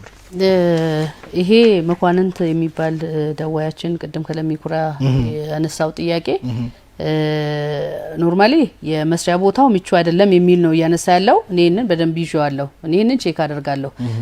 ነገር ግን ከዘርፍ ለውጥ ጋር ተያይዞ ያደራጀው ተቋም ስራና ክህሎት ባደራጀበት ነው። እኛ መስሪያ ቦታን ስንሰጥ ለተደራጀበት ዘርፍ ነው የምንሰጠው ስለሚለያይ ማለት ነው። ምናልባት ንግድ ላይ ሱቅ ተሰጥቶት ከሆነ ለሱቅ የሚሰጠውና ለካፌና ሬስቶራንት የሚሰጠው አንድ አይደለም። ለካፌና ሬስቶራንት የኛ ተቋም ኤጀንሲ ዝም ብሎ መቀየር አይችልም ማለት ነው። አዋጭነት ተጠንቶ ስልጠና ወስዶ ለልክሎት እና ቴክኒካል ስልጠና ወስዶ ነው ወደ መደራጀት ሂደትና ወደ መስሪያ ቦታ ፋይናሊ ነው የሚመጣው ማለት ነው። ለዚያ በተደራጀበት ብቁ ነው ተብሎ ውጤት ያመጣል ተብሎ ታምኑበት ስለሆነ ወደኛ ተቋም የሚመጣው ምናልባት ዘርፍ ለውጥ ካስፈለገ እንደተባለው ወደ ተግባር ገብቶ ፓይለት ቴስት ታይቶ ዘርፉ አዋጭነት የለውምና ልቀይር ፈልጋለሁ ከአካባቢው ጋር የሚል ጥያቄ ሲመጣ በተቋሙ ይስተናገዳል። እኛም ከተቋሙ ጋር ባለው ትስስር ነው የምንቀይረው ማለት ነው። መልካም ወይሮ ሰብለ መስመር ላይ ስላለ ስልክ እንቀበልና ወደ ሌሎች እናልፋለን። ሄሎ ጤና ይስጥልኝ። አብሮ ይስጥልኝ። ማን እንበል ከየት ነው? ዶክተር መላኩ ተፈራ እባላለሁ ከጉለሌ ክፍለ ከተማ ወረዳ 4። ዶክተር ጥያቄዎት ምንድነው? ማለት አብዛኞቹ ተነስተዋል። እኔ ግን ማንሳት የምፈልገው ምንድነው አሁን ማኑፋክቸሪንግ ላይ ኢንዱስትሪ መንደሮች እንዲዘጋጁ ወይም ትልልቅ እንትኖች ተሰርተዋል። ነገር ግን እዚህኛው ዘርፍ ላይ ወተቱም ላይ ወይም ከተማ ግብርናው ላይ ለምንድነው አግሮ ፕሮሰሲንግ የማይታሰበው? መበተን የተፈለገው ለምንድነው? የሀገሪቷ የጀርባ እንትን ተብሎ ሌማት ትሩፋቱም ላይ እየሰራ ያለ ከፍተኛ ምንዛሬንም እያስቀረ ያለ እንትን ነው ዘርፍ እንደመሆኑ መጠን ለማኑፋክቸሪንግ እንደተሰራው ሁሉ ለከተማ ግብርናው ለምንድነው አግሮ ፕሮሰሲንግ ወይም ወደ ትልቅ ኢንዱስትሪ እንድናድግ ያልተፈለገው ነገር ምንድነው? መልካም ይዣለው ጥያቄው ነው። ሌላ ካለ ይቀጥሉ ዶክተር። ይሄ ነው የጥያቄ። አመሰግናለሁ። ስለ ደወሉ ከልብ ነው የምናመሰግን። ምላሽ ሰጠን ይከታተሉን። ወደ ሌሎች ጉዳዮች ሄድና ወደ ዶክተርን ጥያቄ እንመጣበታለን። እንግዲህ ጥገና የሚያስፈልጋቸው ሼዶች አሉ። እኔም በአካል ማየት የቻልኳቸው በ11 ወር የሪፖርት አፈጻጸማችሁም ሳይ ወደ 22 G+4 ህንጻዎችን እንዲጠገኑ ማድረግ በቻላችሁን አይቻለሁ። ይሄ በጥሩ ጎኑ የሚነሳ ሆኖ ነገር ግን ላለፉት 11 ዓመታት ግንባታቸው ተከናውኖ ችግሩ መኖራቸው በተደጋጋሚ ቢገለጽም ጥገና ያልተደረገላቸው ደግሞ ሼዶችን እና የምርት መሸጫና ማሳያ ማዕከላት አሉ። ከዚህ እነሱን ለምንድን ነው በአግባቡ እንዲጠገኑ እየተደረገ ያልሆነው የሚል ጥያቄ አለ። ለምሳሌ ሳሪስ ወረዳ 6 አቃቂ ቃሊቲ ክፍለ ከተማ ነው። ከአቃቂ ቃሊቲ ሳልወጣ ገብርኤል አካባቢ የሚገኘው የመሸጫና ማሳያ ማዕከል፣ ወረዳ 3 የሚገኘው የቃሊቲ ያቃቂ የገበያ መሸጫና ማምረቻ ማዕከልም እንግዲህ በምስልም ስላለ እሱ እንከታተልና ጠቅለል ያለ ጉዳይ ስለሚነሳ እዚህ ላይ ችግሩ ምን ያህል ስለሰደደ ነው የሚለው ማሳያ ስለሚገባ እንመልከተውና ምላሽ ይስጡበት። ውድ ተመልካቾቻችን ስለምትከታተሉን ደስ ይለናል። አብራችሁን ትቆዩ ጋብዛችኋለሁ። ጥያቄዎችን ተከታትለን ደግሞ ምላሽ የሚሰጥበት ይሆናል። አብራችሁን ቆዩ። ህንጻው አቃቂ አሮጌ ህንጻ ነው የሚባለው። የስራ እድሉ ተፈጥሮልን እኛ ሰፊ እንጀራ ያገኘንበት ነው። ነገር ግን ድንገት ያው ከእንጀራችን ጋር ተያይዞ ከስራችን ጋር ተያይዞ እክል የሆኑብን ያሉ ነገሮች በመሰረታዊነት አንደኛው ከፍተኛ ችግር ያለው የመሰረተ ልማት ችግር ነው። ይሄ ምን ማለት ነው? መብራት ላይ ከፍተኛ ችግር ነበረብን። ያ ችግር ከዛሬ 8-9 ዓመት በፊት የነበሩ ኢንተርፕራይዞች ክፍያ ሳይከፍሉ ለቀው ወጥተዋል። የ8 ዓመት 9 ዓመት የተጠቀሙበትን ክፍያ መብራት ኃይል አስከፍሎናል። ያ እኛ ምንም ሳንሰራበት ከዚህ በፊት የነበረው የሰሩበት የተጠቀሙበትን ክፍያ እንድንከፍል ተገደናል ማለት ነው። ይሄን ከፍለን ነው ያለነው። ውሃም እንደዚሁ በዚህ በተመሳሳይ መንገድ ከዚህ በፊት የተጠቀሙበትን አሁን ጭምር ውዝፍ እንዳለብን ጭምር ነው ያለን መረጃና አንዱ እሱ እክል ነው። ሁለተኛው ደግሞ ቦታው የገበያ ማዕከል እንደመሆኑ መጠን ግቢው አንዳንድ ምቹ ያልሆኑ ጉዳዮች አሉት። እሱ ምንድነው? የጸጥታ ችግር አለ። የጸጥታ ችግር እዚህ አካባቢ ላይ የሚገኙ አንዳንድ ደላሎች የተለያዩ አካላት ቦታው ላይ የሚገኙ አሉ። ውርውር የሚሉ ከስራ ውጪ የሚንቀሳቀሱ አካላት አሉ። ሸራ ጥለው ከሼድ ውጪ የሚሰሩ ቡና የሚያፈሉ አሉ። ይሄ ውጪ ያለውን ከስተመሮቻችን ምንም ሳይሳቀቁ እንዳይገቡ አያረግምና ከስተመሮቻችን የሚሰጡን አስተያየት ነው በተደጋጋሚ ግቢያችሁ ምንድነው? ሽንት ቤት ይፈሳል፣ መንገድ ላይ በረንዳው ላይ ይፈሳል። ያንን አልፎ ከስተመር ወደኛ ቢሮ ለመምጣት ለመግባት በጣም ይቸገራል። በተደጋጋሚ እነዚህ ቅሬታዎች ይቀርባሉ። ደና የለመደልኝን ያስለመድነውን አሁን ኮንቴነር አምጥቶ ከአጥር ውጪ ነው ከግቢያችሁ ከመስመራችሁ ውጪ ነው ብለው ኮንቴነር ደርድረው አንድ የገበያ ማዕከል ከፊት ለፊቱ እንደዚህ ሲሆን ስራ አይሰራም። መንግስት እስካስተካከለልን በቃ እዚህ ቦታ ላይ እኔ ተጠቃሚ ነኝ የምለው ክፍለ ከተማ እድሜና ጤና ይስጣቸው። እውነቴን ነው። እነሱ ባዛር ቶታል ላይ ያወጡን በዛ ተጠቃሚ ነኝ። አመሰግናለሁ። በዚህ አጋጣሚ እነሱን ላመሰግን ወዳለሁ። በመዋጮም በእርዳታም ሰብስበን የነበረብንን በመብራት ያለውን ችግር ቀርፈናል። ነገር ግን በሽንት ቤቱ ያለበት ችግር መሰረተ ልማቱ የተሟላ ስላልነበረ የሚገባው ሰው ገብቶ 1 ወር ሰርቶ 15 ቀን ሰርቶ ወጥቶ ነው የሚሄደው። መሰረተ ልማቱ ስላልሌለው ጭራሽ ሽንት ቤቱ የለውም። እንዳያችሁት ውስጡ ጠቅላላ የ4ቱን ፎቅ መጥቶ ሽንት ቤቱ የሚያርፈው መሬቱ ላይ ነው በቃ። ስለዚህ እኛ ባለን አቅም እያዋጣን እየሰራን ሄደን ሞራውም የኔ ሬስቶራንት ነው። ያ ሬስቶራንት መብራት ያስፈልገዋል፣ ውሃ ያስፈልገዋል፣ ሽንት ቤት ያስፈልገዋል። እነዚህ መሰረታዊዎች ግን ሳይሟሉበት ነው የተሰጠን። እዚህ ግቢ ውስጥ አላስፈላጊ የሆኑ ንግዶች ይከናወናሉ። ህገወጥ ነጋዴዎች አሉ እየተመንተን የሚሉ እኛ ኮንትሮል ማድረግ ያልቻልናቸው ከአቅማችን በላይ የሆኑ ደላሎች አሉ። እነዛ ነገሮችን መስመር ቢያስይዝልን ይሄ ህንጻ እንደ ሞል መቆጠር የሚችልበት ቦታ ላይ ቁጭ ብሎ ግን ሰዎች ስሙላ ሰጥተውት ነበር። አላስፈላጊ ስያሜዎች ሁሉ ተሰጥቶት ነበርና በተቻለ መጠን ከዚህ በጸዳ መልኩ አጥር ጥግ ላይ የሚለጣጠፉ ነገሮችን ቢሆኑ አላስፈላጊ የሆኑ ነገሮችን አስተካክሎ መስጠት ያለበት ሰዎች አይስሩ ብለን እየተቃወምን አይደለም። ግን ደግሞ መስራት ያለባቸውን ቦታ በመለየት ለኛም መስራት አለባችሁ ብሎ የሰጠንን ነገር አክብረን እንድንሰራ ህንጻውንም እንድናስከብረው ከተማይቷንም እንድናስውባት መታገዝ ያስፈልገናል። ውድ ተመልካቾቻችን ሳምንታዊ አገልጋይ ፕሮግራም እየተከታተላችሁ የምትገኙት ይህ ፕሮግራም የአዲስ አበባ ከተማ አስተዳደር የፐብሊክ ሰርቪስና የሰው ሀብት ልማት ቢሮ ከአዲስ ሚዲያ ኔትወርክ ጋር በመተባበር ዘወትር ሐሙስ ምሽት በቀጥታ ስርጭት ወደ እናንተ የሚያደርስ ፕሮግራም ነው። ዛሬ እንደተከታተላችሁት እንደምትገኙት የመስሪያ ቦታዎች ልማትና አስተዳደር ኤጀንሲ ጋር ነው ቆይታ እያደረግን የምንገኘው። ወይዘሮ ሰብለወርቅ ታደሰ ምክትል ዋና ዳይሬክተር ከኛ ጋር ቆይታ ያደረጉ ነው። ስለመጡም ስለምንወያይ በጣም ደስተኛ ነኝ። ወደ ሌሎች ጥያቄዎች ልለፍ። እንግዲህ ቀደም ያነሳውት ጥያቄን የሚያጠናክረው መጸዳጃ ቤታቸው ከአራተኛ ፎቅ ጀምሮ የሚያፈስ ለእንቅስቃሴ ጭምር አዳጋች የሆነ እንደውም ካፌዎቹ በአጭር ጊዜ ለቀው የሚወጡበት ሁኔታ ተደራጅተው ገብተው ምቹ ስላልሆነ የሚለቅበት ሁኔታ፣ በሌላ መልኩ ደግሞ አንድ የመስሪያ ማዕከል ላይ ሌላ ደግሞ የሚጋርድ ተለጣፊ ሱቆች የከተማ ውበትም ጭምር ጋር መሆኑ ሲገባው እንዲህ አይነት ነገሮች ያሉበት ተደራራቢ የስራ ዕድል በሚል መደርደሮች ነገሮች አሉበትና ችግሩን ወይም ጥያቄውን ስለሰሙት ምላሽ እንዲሰጡበት ፈልጋለሁ። ይቀጥሉ። ኦኬ። የመሰረተ ልማት ጋር ተያይዞ እንዳልኩ በተለንጻ እድሳትን በተመለከተ እድሳትን በተመለከተ የመሰረተ ልማት ችግርም እንዳለበት ስላየን ነው ያነሳው ያለሁት። አሁን የተመለከትነው ሼድ እውነት ለመናገር ከሆነ ከይታችን የራቀ ሆኖ አይደለም። መሰረታዊ የሆነ ህንጻዎች ሲገነቡ የፍሳሽ መስመር ያልተዘረጋላቸው እንዲህ አይነት ችግር ያለበት አቃቂ ላይ ከ4 ህንጻ በላይ አለ እንደዚህ አይነት ችግር ያለበት ማለት ነው። ሳሪስ አካባቢ፣ አቃቂ ታች ገበያው አካባቢ 4 የሚሆኑ ትልልቅ ህንጻዎች አሉ።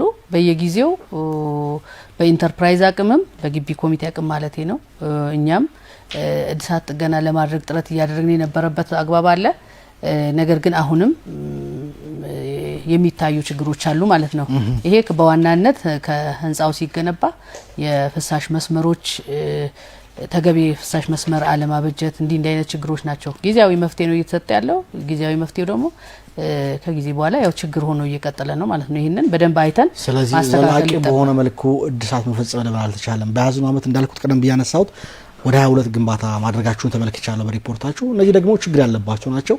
ተደጋጋሚ ጨረታ ያወጣል እኔም እንዳጣራሁት ነገር ግን ግንባታው እየተከናወነ አይደለም የሚያቀርቡት ገንዘብና ለግንባታው የሚያስፈልገው ነገር ተመጣጣኝ ስላልሆነ እየተሰረዘ ነው እየቀጠላል ነው እነዚህ ዜጎች ደግሞ በሚቀጥለው 5 ዓመት ውስጥ ጨርሳችኋል ጊዜያችሁና አውጡ መባላችሁ አይቀርምና በአግባቡ ጥንቅቅ ያለ ነገር መስራት ያልተቻለው ለምንድን ነው የመስራት አልተቻለም ሳይሆን የተወሰነ የሞካከር ነው አለ ክፍለ ከተማ ነው በጀት የሚይዘው ለዚህ ጉዳይ እኛ ግፊት የማድረግ ነው ጥገና በማዕከል አይደለም የሚጠገነው ክፍለ ከተሞች ከኮንስትራክሽንና ግንባታ ጽፈት ቤት ጥገና በጀት ይይዛል ነገር ግን ጥገና በጀቱን ከመያዝ አኳያ አንዳንድ ክፍለ ከተሞች ጋር ችግር አለ ግን ደግሞ እኛ ችግር አለ ብለን በዚያ ልክ አልተውንም በዘርፉ ያለው አካል ወደታች ወርዶ ከሚመለከተው አካል ጋር ለመፍታት ጥረት እየተደረገ ነው አሁንም እንሄድበታለን አሁን ሱቆች ተለጣፊ ሱቆችን እዚያ ጋር አምጥቶ ከማስቀመጥ ጋር ተያይዞ አካባቢውን ጽዱ ከማድረግ ለጸጥታ ችግር ነው እየተባለ ነው ያየን ያለ ነው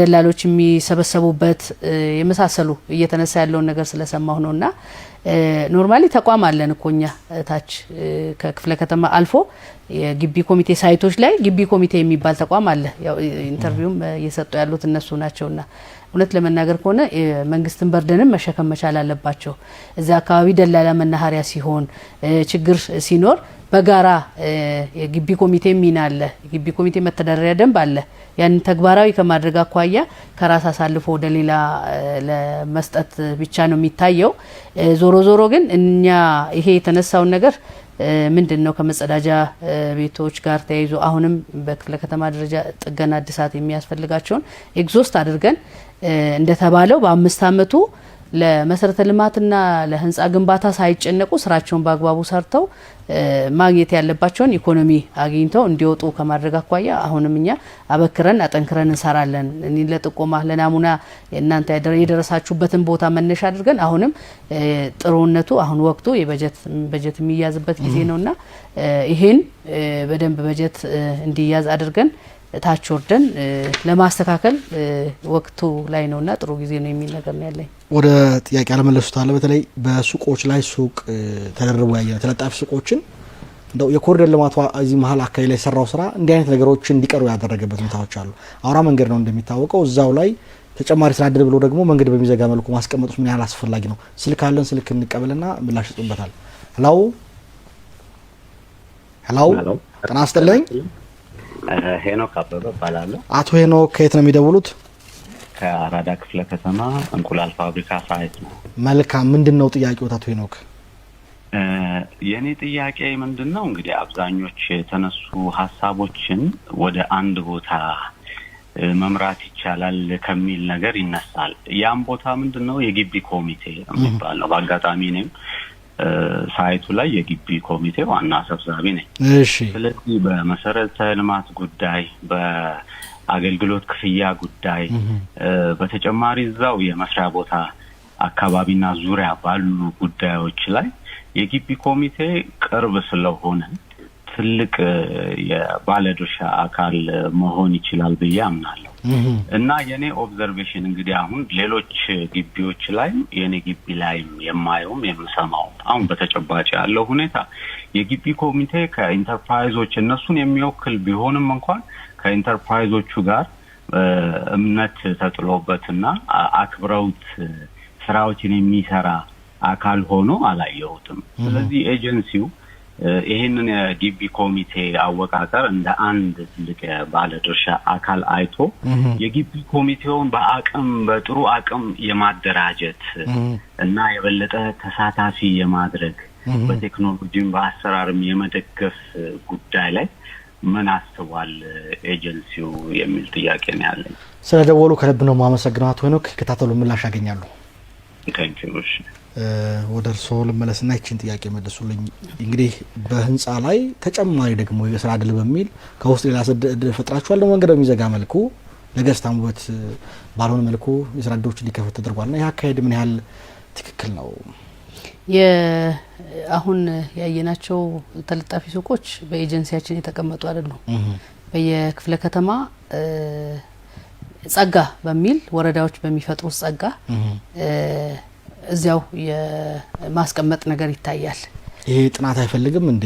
ተደራራቢ ነገሮች መቼም በጋራ ነው የምትሰሩት ከተቋማት ጋር ግንኙነት ስለሚኖር ነው ጸጋው ተለይቷል በሚል እንዲህ የከተማን አንድም ውበትም ጥያቄ ስላለበት በላ መልኩ ደግሞ ሌሎችም የጀመርነው አንደኛውን ሳናበቃ ሌላ ይሄም ቋላት ፈላጊ ገበያ ሽሚያም ለውጤት ታበቃምና እንዴ አይነት አካሄዶችን ዝም ብሎ በችላ መታለፍ አለበት ወይ ምን ያደረጋችሁ ነው የሚለው ላይ ሐሳብ ይሰጡበት። በችላ አላለፍ ነው ቅድም መንሻ ላይ ስለተለጣፊ ሱቆች ስንነጋገር ነበርና ተጨማሪ አሁንም እነዚህም ወደ ሲስተም ገብተው ጸጋም ከሆነ አሁን በርካታ የስራ እድል ከመፍጠር አኳያ ከተማው በመደበኛ በአመቱ ከያዘው እቅድ ውጪ በ90 ቀናት የተያዙ እቅዶች አሉ። እነዚያን ለማሳካት በየወረዳው ሩጫዎች አሉ። እነዚህ ሩጫዎችን ስናያቸው በአንድ በኩል ከአሰራር አኳያ ሌላ በርደን ነው እየተጨመረብን ያለው ማለት ነው። ይሄንን በደንብ እየተነጋገርንበት ስለሆነ ነው እያነሳው ያለው። በወረዳ ጸጋ በራሱ ባሉ በኮንዶሚኒየም ቤቶች ከዚህ በፊት በነበሩ መስሪያ ቦታዎች ኤሪያ ላይ ሱቆችን በማስቀመጥ የስራ እድል እየተፈጠረ ያለበት ሁኔታ አለ ማለት ነው። ይሄ ደግሞ የመስሪያ ቦታ አሰራር ጋር በአዋጅ ከተሰጠው ለተቋሙ በአዋጅ ከተሰጠው ስልጣን አኳያ የሚቃረን ነው የሚለውን በየክፍለ ከተማ አንድም ከተለጣፊ ሱቆች ነባር ከነበሩት ውጪ በዚህ አዲስ እየተፈጠሩ ያሉ በጉሌት መልክ እየተሰጡ ያሉ መስሪያ ቦታዎችን ሱቆችን እየተነጋገርንበት ለመፍታት እየሄድንበት ነው ያለ ነው ማለት ነው። መልካም ዶክተር መላኩ ተፈራ ከጉል ያነሱ ጥያቄ አለ። የትኩረት የተደረገ ያለው ማኑፋክቸሪንግ ላይ ብቻ ነው። በተለይ አግሮ ፕሮሰሲንግ ማሰብ አይገባም ወይ? ትልቅ ኢኮኖሚም ድጋፍ ነው።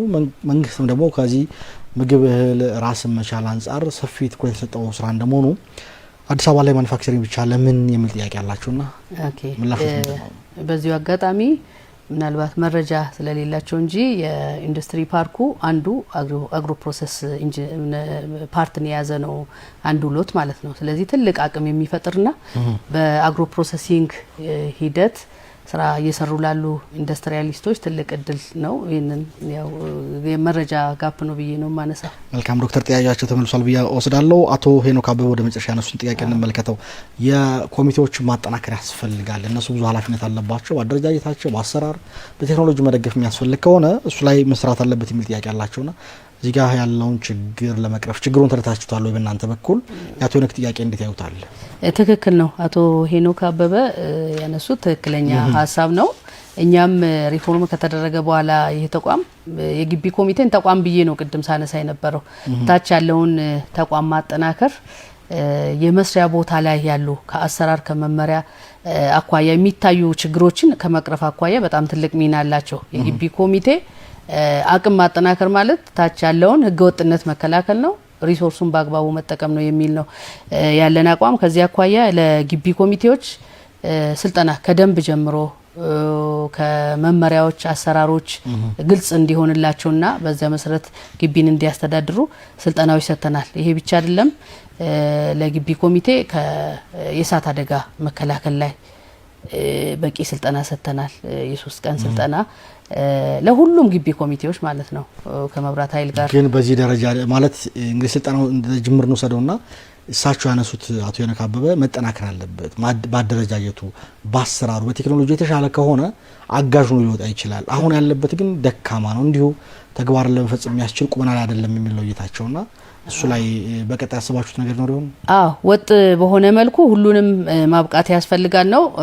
አሁን 9 ሞዴል የሆኑ መስሪያ ቦታዎች ላይ ያሉ የግቢ ኮሚቴዎችን አጠናክረን ኢቨን ሲሲቲቪ ካሜራ ሁሉ ያለው ግቢ ኮሚቴዎች ተፈጥረዋል።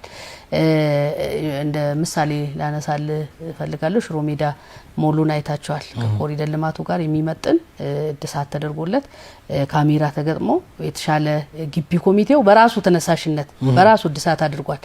ጉንድሽ ሳይትን እዚያው ጉለሌ ላይ እዚህ ቂርቆስ ላይ ድድ ማስጫ እንደዚያ 9 የሚሆኑ ሳይቶች ላይ የግቢ ኮሚቴ በራሱ ተነሳሽነት ኖርማሊ አቅም እየገነባን ነው የሚለው ጅማሮ አለ።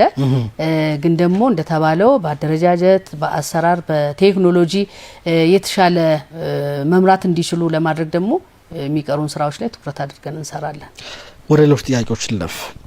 በ2010 በ2013 እና በ2014 በወጡ የመስሪያ ቦታ አጠቃቀምና አስተዳደር መመሪያዎች መሰረት ኢንተርፕራይዞች ማሟላት የሚገባቸው ጉዳዮች ማሟላታቸውን ለማረጋገጥ የአዲስ አበባ ከተማ አስተዳደር ዋና ኦዲተር በናሙና ከተለዩ 100 ኢንተርፕራይዞች ውስጥ እንዳየሁት 80 ኢንተርፕራይዞች ማህደር የተሟላ መሆኑ ሲታይ 40ዎቹ አነስተኛው መካከለኛ ማኑፋክቸሪንግ ኢንዱስትሪ ማረጋገጫ የሌላቸው 15ቱ በመስፈርቱ መሰረት ያልተመለመሉ ስለመሆኑ 51ዱ የስራ እቅድ የሌላቸው ስለመሆኑ 39ኙ የታደሰ ንግድ ፍቃድ የሌላቸው መሆኑ 22 የንግድ ምዝገባ ምስክር ወረቀት የሌላቸው መሆኑን 20 ኢንተርፕራይዞች ፕሮፋይል ያልቀረበባቸው ክፍለ ከተሞችን ጨምሮ ጠቅሶ ያስቀመጠው ያሳያል።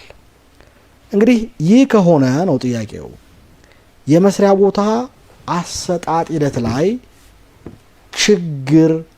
ችግር አይደለም ወይ ወይንም የማስተላለፉ ሂደት ተጠያቂነትን በሚያረጋግጥ በመመሪያው መሰረት እየተሰጠ ነው ወይ ብሎ ጥያቄ ማንሳት ስለሚገባ በመመሪያው መሰረት ለመተላለፉ ማረጋገጫ መስጠት ይቻላል የሚል ጥያቄ አለኝ። አሁን እያነሳህልኝ ያለው ከዚህ በፊት የተሰጡ መስሪያ ቦታዎችን ነው። ከዚህ በፊት ሲሰጡ የነበሩ መስሪያ ቦታዎች በተመለከተ የአሰራር ክፍተት ችግሩ ተቃሏል። አሁን ጥያቄ አብሮ ይሄኛው የ2015 ዋና ኦዲተር መስሪያ ቤት ያስቀመጠው ነው። 2015 ይመለከታል።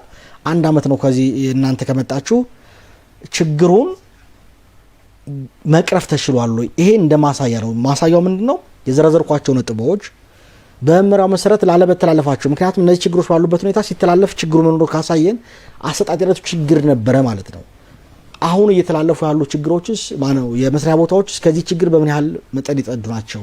ከዚህ በፊት የነበሩ ችግሮች በሚገባ ታርሟል ወይ የሚል ጥያቄ ማንሳት አስፈላጊ ስለሆነ ነው ጥያቄ አነሳው። ኦኬ ትክክለኛ ጥያቄ ነው። ከዚህ በፊት የነበረውን ችግር ለመቅረፍ በጣም ሰፊ ስራ በመስራትና በማጥራት ሂደት ነው አሁን መስሪያ ቦታን እያስተላለፍን ያለ ነው።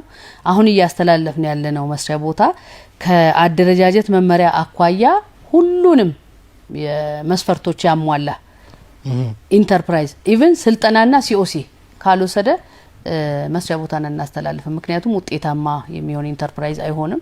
ወደ ስራ ሲገባ በሚፈለገው ልክ ውጤት ማምጣት አይችልምና ስለዚህ ሪፎርሙ ውጤት አስገኝቷል ብለን እንውሰድ። 100% ውጤት አስገኝቷል። ይሄ በቅኝታችን በደንብ እየተመለከተ ነው ምን ይሆናል።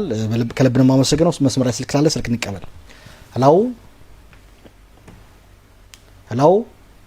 ሄሎ ጤና ይስጥልኝ። ማን እንበል? አቶ ሰለሞን ከበደ እባላለሁ። አቶ ሰለሞን ከየት ነው የሚደውሉት? አቃቂ። ጥያቄዎት ምንድን ነው?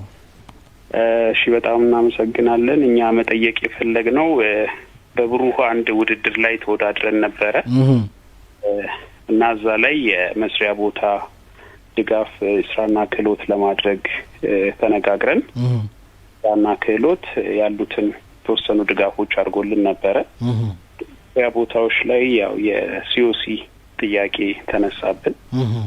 እንግዲህ እስቲ እንደ አዲስ ስታርታፕ ሲኦሲ የሌላቸው ዘርፎችን መስሪያ ቦታዎች እንዴት ነው ተናገድ የሚችለው? ምክንያቱም አሁን ላይ መንግስት ከምንም በላይ ትኩረት እየሰጠ ያለው ስታርታፖች ላይ ነው ፎከስ እያደረገ ያለው።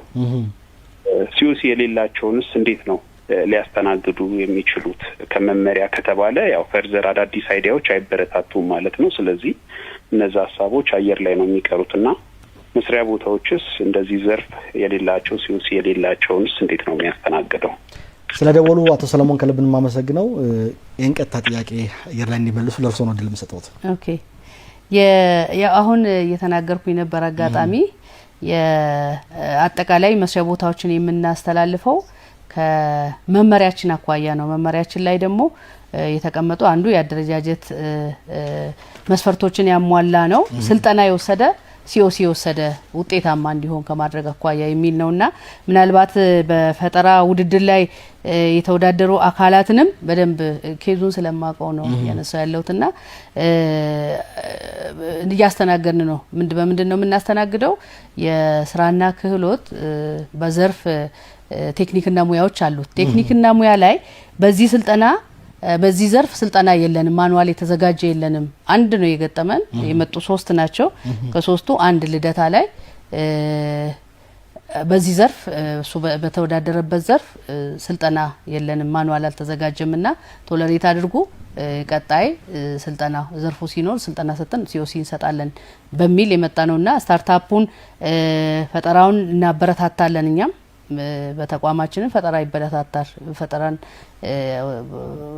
ምናበረታታበት አሰራር ስላለ ማለት ነው ሶ ከዚህ አኳያ ስልጠና ያለውና ሲኦሲ ደግሞ መውሰድ ያለባቸው ዘርፎች ላይ ግን ማምጣት አለባቸው በሚል ነውና ስለዚህ ሲኦሲ የተዘጋጀበት ዘርፍ ከሆነ የግዴታ ሲኦሲ ያስፈልጋል ከሌለው ግን በእናንተ በኩል የማመቻቸት ስራ ይሰራል ማለት ነው መልካም ከለብን ማመሰግን ወደ ሌሎች ጉዳዮች ለፉ አሁንም ሼዶችን ወደ ሶስተኛ ወገን የማስተላለፍ ችግሮች እንዳሉ ማሳያዎቹ ማቅረብ ይቻላልና አንዳንድ ቦታዎች ላይ ማከራየት ጥሩ ዋጋ በሚያወጡ እንደው የጉንድሽ ሜዳ መውሰድ እንችላለን እዚህ ሽሮ ሜዳ አካባቢ በርካታ ሱቆች ይከራያሉ ነው ከዚህ በፊት ማረጋገጥ እንደቻልኩት አነስ ያለው እስከ 18000 ብር ሰፋ ያለው እስከ 100000 ብር ጭምር የሚከራይ እንደሆነ ማረጋገጥ ይችላልውና እንዲህ ለሶስተኛ ወገን አስተላልፈው እነሱ ምንም እንትን ሳይኖራቸው ተጠቃሚ ይሆናሉ ዜጎች አሉና አንደኛ ለስራ ፈጠራ ላይ ያሉት ተጨማሪ ወጪ እንዲያወጡ እየተደረገ ነው ያሉት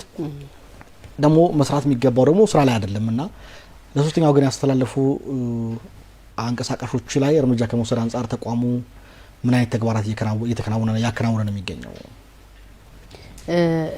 መስሪያ ቦታዎች ላይ ህገ ወጥነቶች አሉ አንዱ አሁን ያነሳው ነው ለሶስተኛ ወገን ማከራየት ሌላኛው በውል በወሰዱበት ዘርፍ ሳይሆን ሌላ ዘርፍ የመቀየር አዎ ወደ መኖሪያነት የመቀየር ዘርፍ የመቀየርና ሌላ ስራ የመስራት የማከራየት የሚሉ በርካታ ህገ ወጥነቶች ይታያሉ ሶ ይሄ ሲሆን ግን የኛ አንዱ ካሉት ዘርፎች አንዱ በዳይሬክተር ደረጃ የሚመራ የቁጥጥር ዘርፍ አለ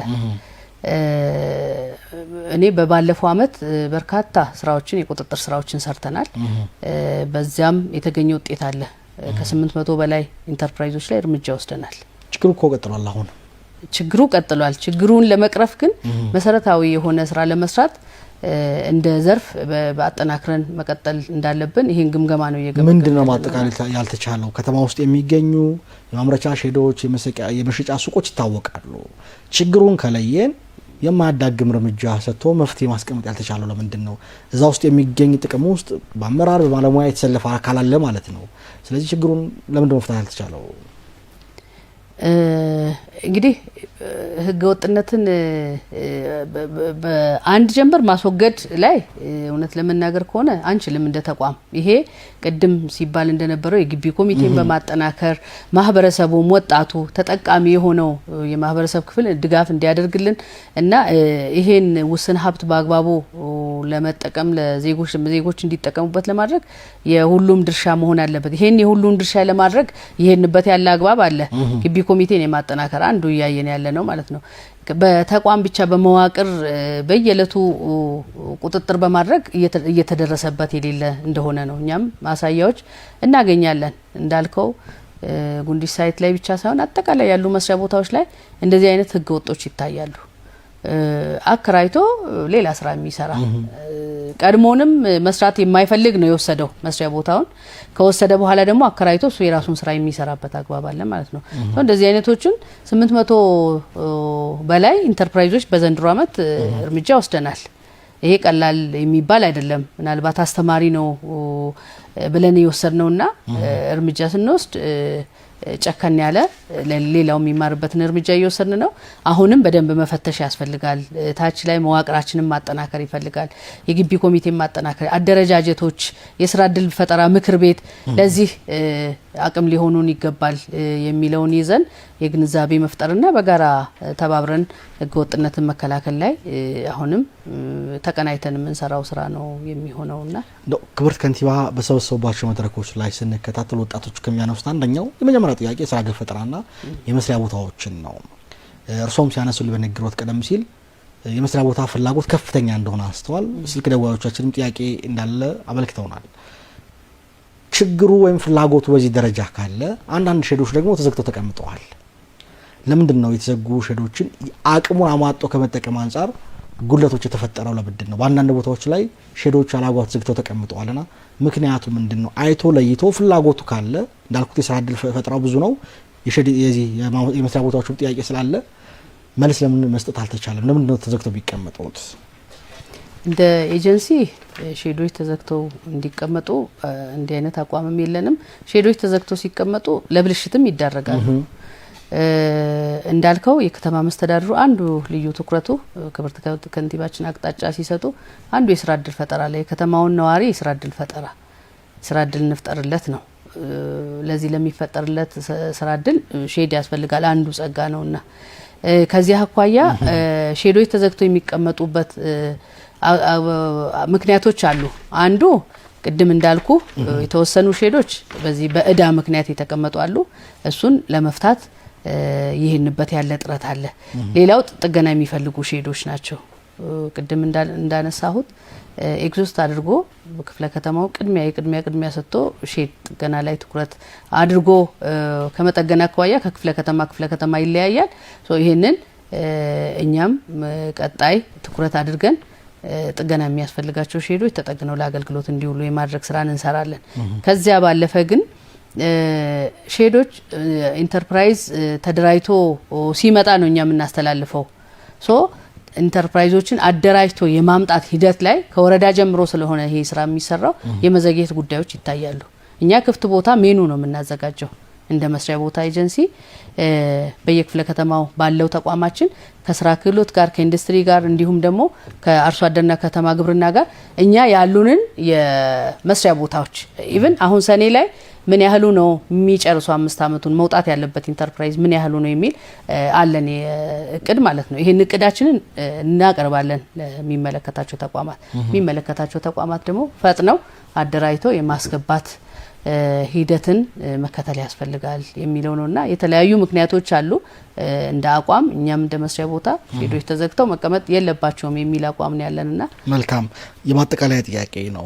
የመስሪያ ቦታዎች የሚገኙባቸው ሳይቶች አካባቢ የይዞታ ማረጋገጫ አለመኖር ፈታኝ ነው። በአንዳንድ ወቅት ላይ የከተማ አስተዳደሩ አዲስ አበባ የተለወጠች ነው በተለያየ መልኩ እነዚህ ሼዶች ሊነሱ ይችላሉ።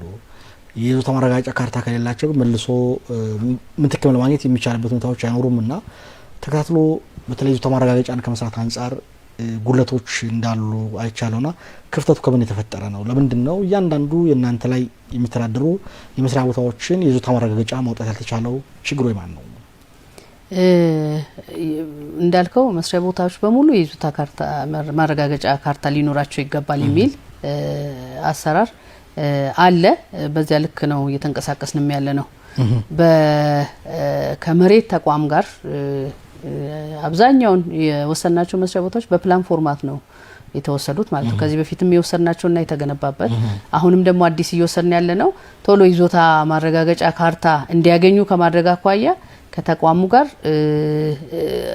ከሳምንት ነው በዚህ ልክ ወደ ታች እየወረን ባለሙያ ሰጥተውን እያየን ያለ ነው። ግን በዚህ አመት ያላችሁ አፈጻጸም በጣም ዝቅተኛ 50% ነው። እንደውም በበጀት አመቱ አዲስ የመስሪያ ቦታዎችን አዲስ የይዞታ ማረጋገጫ ላይ ለማከናወን 49 በቅድ ተያዞ የተፈጸመው 4 ነው። 8.16% ያክል ነውና አፈጻጸሙ ስናይ በጣም ዝቅ ያለ ነውና ችግሩ በእናንተ በኩል ነው ወይንስ ከይዞታ ማረጋገጫ ኤጀንሲ ጋር የተያዘ ችግር ነው? እኛ መጠየቅ ብቻ ሳይሆን መከታተል ጉዳዩ ከዳር እንዲደርስ ጥብቅ ክትትል ማድረግ ነው። የኛ ባለሙያዎች ነጋጠባ መሬት ተቋም ነው የሚቆሙት እንደ ባለ ጉዳይ ማለት ነው። ለሌላው ተገልጋይ ጉዳዩን እስካሁን መቋጫ አላገኘም። ከአመራር ጋር በቅርበት እየተነጋገርን ነው። ተቋሙን ከሚመሩት ጋር ፖዚቲቭ የሆነ ሪስፖንስ አለ፣ ግን ደግሞ ውጤቱ ጋር አልደረስንም። ታች ያሉ ባለሙያዎች ጉዳዩን ሊጨርሱልን አልቻሉም። መጨረስ እኮ ካልቻለ ወይዘሮ ሰናይት ለህገወጥ ተግባርም ሊውሉ ይችላሉ። ለምሳሌ አንድ ግለሰብ ቀድሞ ካርታ ቢያወጣባቸው ወደ ፍርድ ቤት ነው የሚሄደው ወይስ ለጥያቄ ምትክ ሊያገኝበት ሁሉ ይችላል? በዚህ ሂደት ውስጥና በፍጥነት ያለ መስጠት ሂደቱ ላይ ከምን የመነጨ ነው? እንግዲህ መንግስት ተቋም ነው፣ ተከታትሎ የመፈጸሙ ጉዳይ ላይ ያለው ነገር ምንድነው? በእነሱ በኩል የሚታየው ችግር ምንድነው? የሚያቀርቡላችሁ ምክንያት? ምንም ምክንያት የሚቀርብበት ጉዳይ የለም። በአመራር ደረጃ ጉዳዩን ለመፍታት በጣም በቅርበት ነው ተግባብተን እየሰራን ያለ ነው። ባለሙያ ከኛም ተቋም ከመሬት ተቋምም ባለሙያ በጋራ ወርዶ ከዚህ በፊት ያሉትን ፕላን ፎርማቶች የማረጋገጥ ስራ ተሰርቷል አልቋል ማለት ነው። አጠቃላይ ዘንድሮ በተለይ ኮሪደር ልማቱ ደግሞ ሰፊ እድል ነው የሰጠና ብዙ ቦታዎች አግኝተናል። እነዚህ ቦታዎችን ፕላን ፎርማት ይዘን መቀመጥ የለብንም። አዲሶቹንም ከ97 በፊትና ከ97 በኋላ ብለን ነው ዳታ ሰብስበን የሰጠነውና በዚህ በተሰበሰበው ዳታ ታች ተወርዶ ተረጋግጧል። እንዳልከው ነገ አቢዩዝ ይሆናል የሚል ስጋት አለን እኛም በግለሰቦች ድረስ ማለት ነው። ስለዚህ ካርታ ይዞታ ማረጋገጫ ካርታ ማግኘት አለብን የሚለውን አቋም ይዘን ነው እየተንቀሳቀስን የነበረው። እንደተባለው አፈጻጸማችን የዘንድሮ አፈጻጸማችን የወረደ ነው። ይሄንን ለቀጣይ በጀት ዓመት ለማስተካከል አሁን ካለው አመራር ጋርም በቁርጠኝነት ይስተካከላል የሚል አቋም ይዘን እየሰራን ያለ ነው። ወይዘሮ ሰብለወርቅ ታደሰ የመስሪያ ቦታዎች ልማትና አስተዳደር ኤጀንሲ ምክትል ዋና ዳይሬክተር እዚህ ስለመጡ ከልብ ነው ማመሰግነው። እኔ ማመሰግነው። እንግዲህ የቀድሞ የአዲስ ከተማ ዋና ስራ አስፈጻሚ ወይዘሮ አይዳይ ወል ደግሞ የዳይሬክተሩ ሆኖ ወደ እናንተ መጥተዋልና ለሳቸው መልካም የስራ ዘመን ማለት ተፈልጋለሁ። በዚህ አጋጣሚ ለጠየቅናቸው ጥያቄዎች ምላሽ በጋራ እንደምሰጡ በቀጣይ ተስፋ አደርጋለሁ። ስለነበረ ቆይታ ከልብ ነው ማመሰግነው ድጋሚ። እኔም ከልብ አመሰግናለሁ። ውድ ተመልካቾቻችን የዛሬው አገልጋይ ፕሮግራም የተካተላችሁት ይመስል ነበር። ይህም ፕሮግራም የአዲስ አበባ ከተማ አስተዳደር የፐብሊክ ሰርቪስና የሰው ሀብት ልማት ቢሮ ከአዲስ ሚዲያ ኔትወርክ ጋር በመተባበር ዘወትር ሐሙስ ምሽት በጋራ የሚያዘጋጁት ፕሮግራም ነው። ፕሮግራም በመምራት አብራችሁ ቆይታ አላዛር መኮንን ከመላው የስቱዲዮ ባለሙያዎች ጋር በጋራ በመሆን ነው። ሳምንት በተመሳሳይ ሰዓት ሌሎች ተቋማትን ይዘው ወደ እናንተ የምንመጣ ይሆናል። ጥያቄና አስተያየት ስለሰጣችሁ፣ ስለደወላችሁ፣ ስለተሳተፋችሁ ከልብ ነው የምናመሰግነው። መልካም ምሽት፣ ሰናይ ምሽት ተመኘው። ሰላም።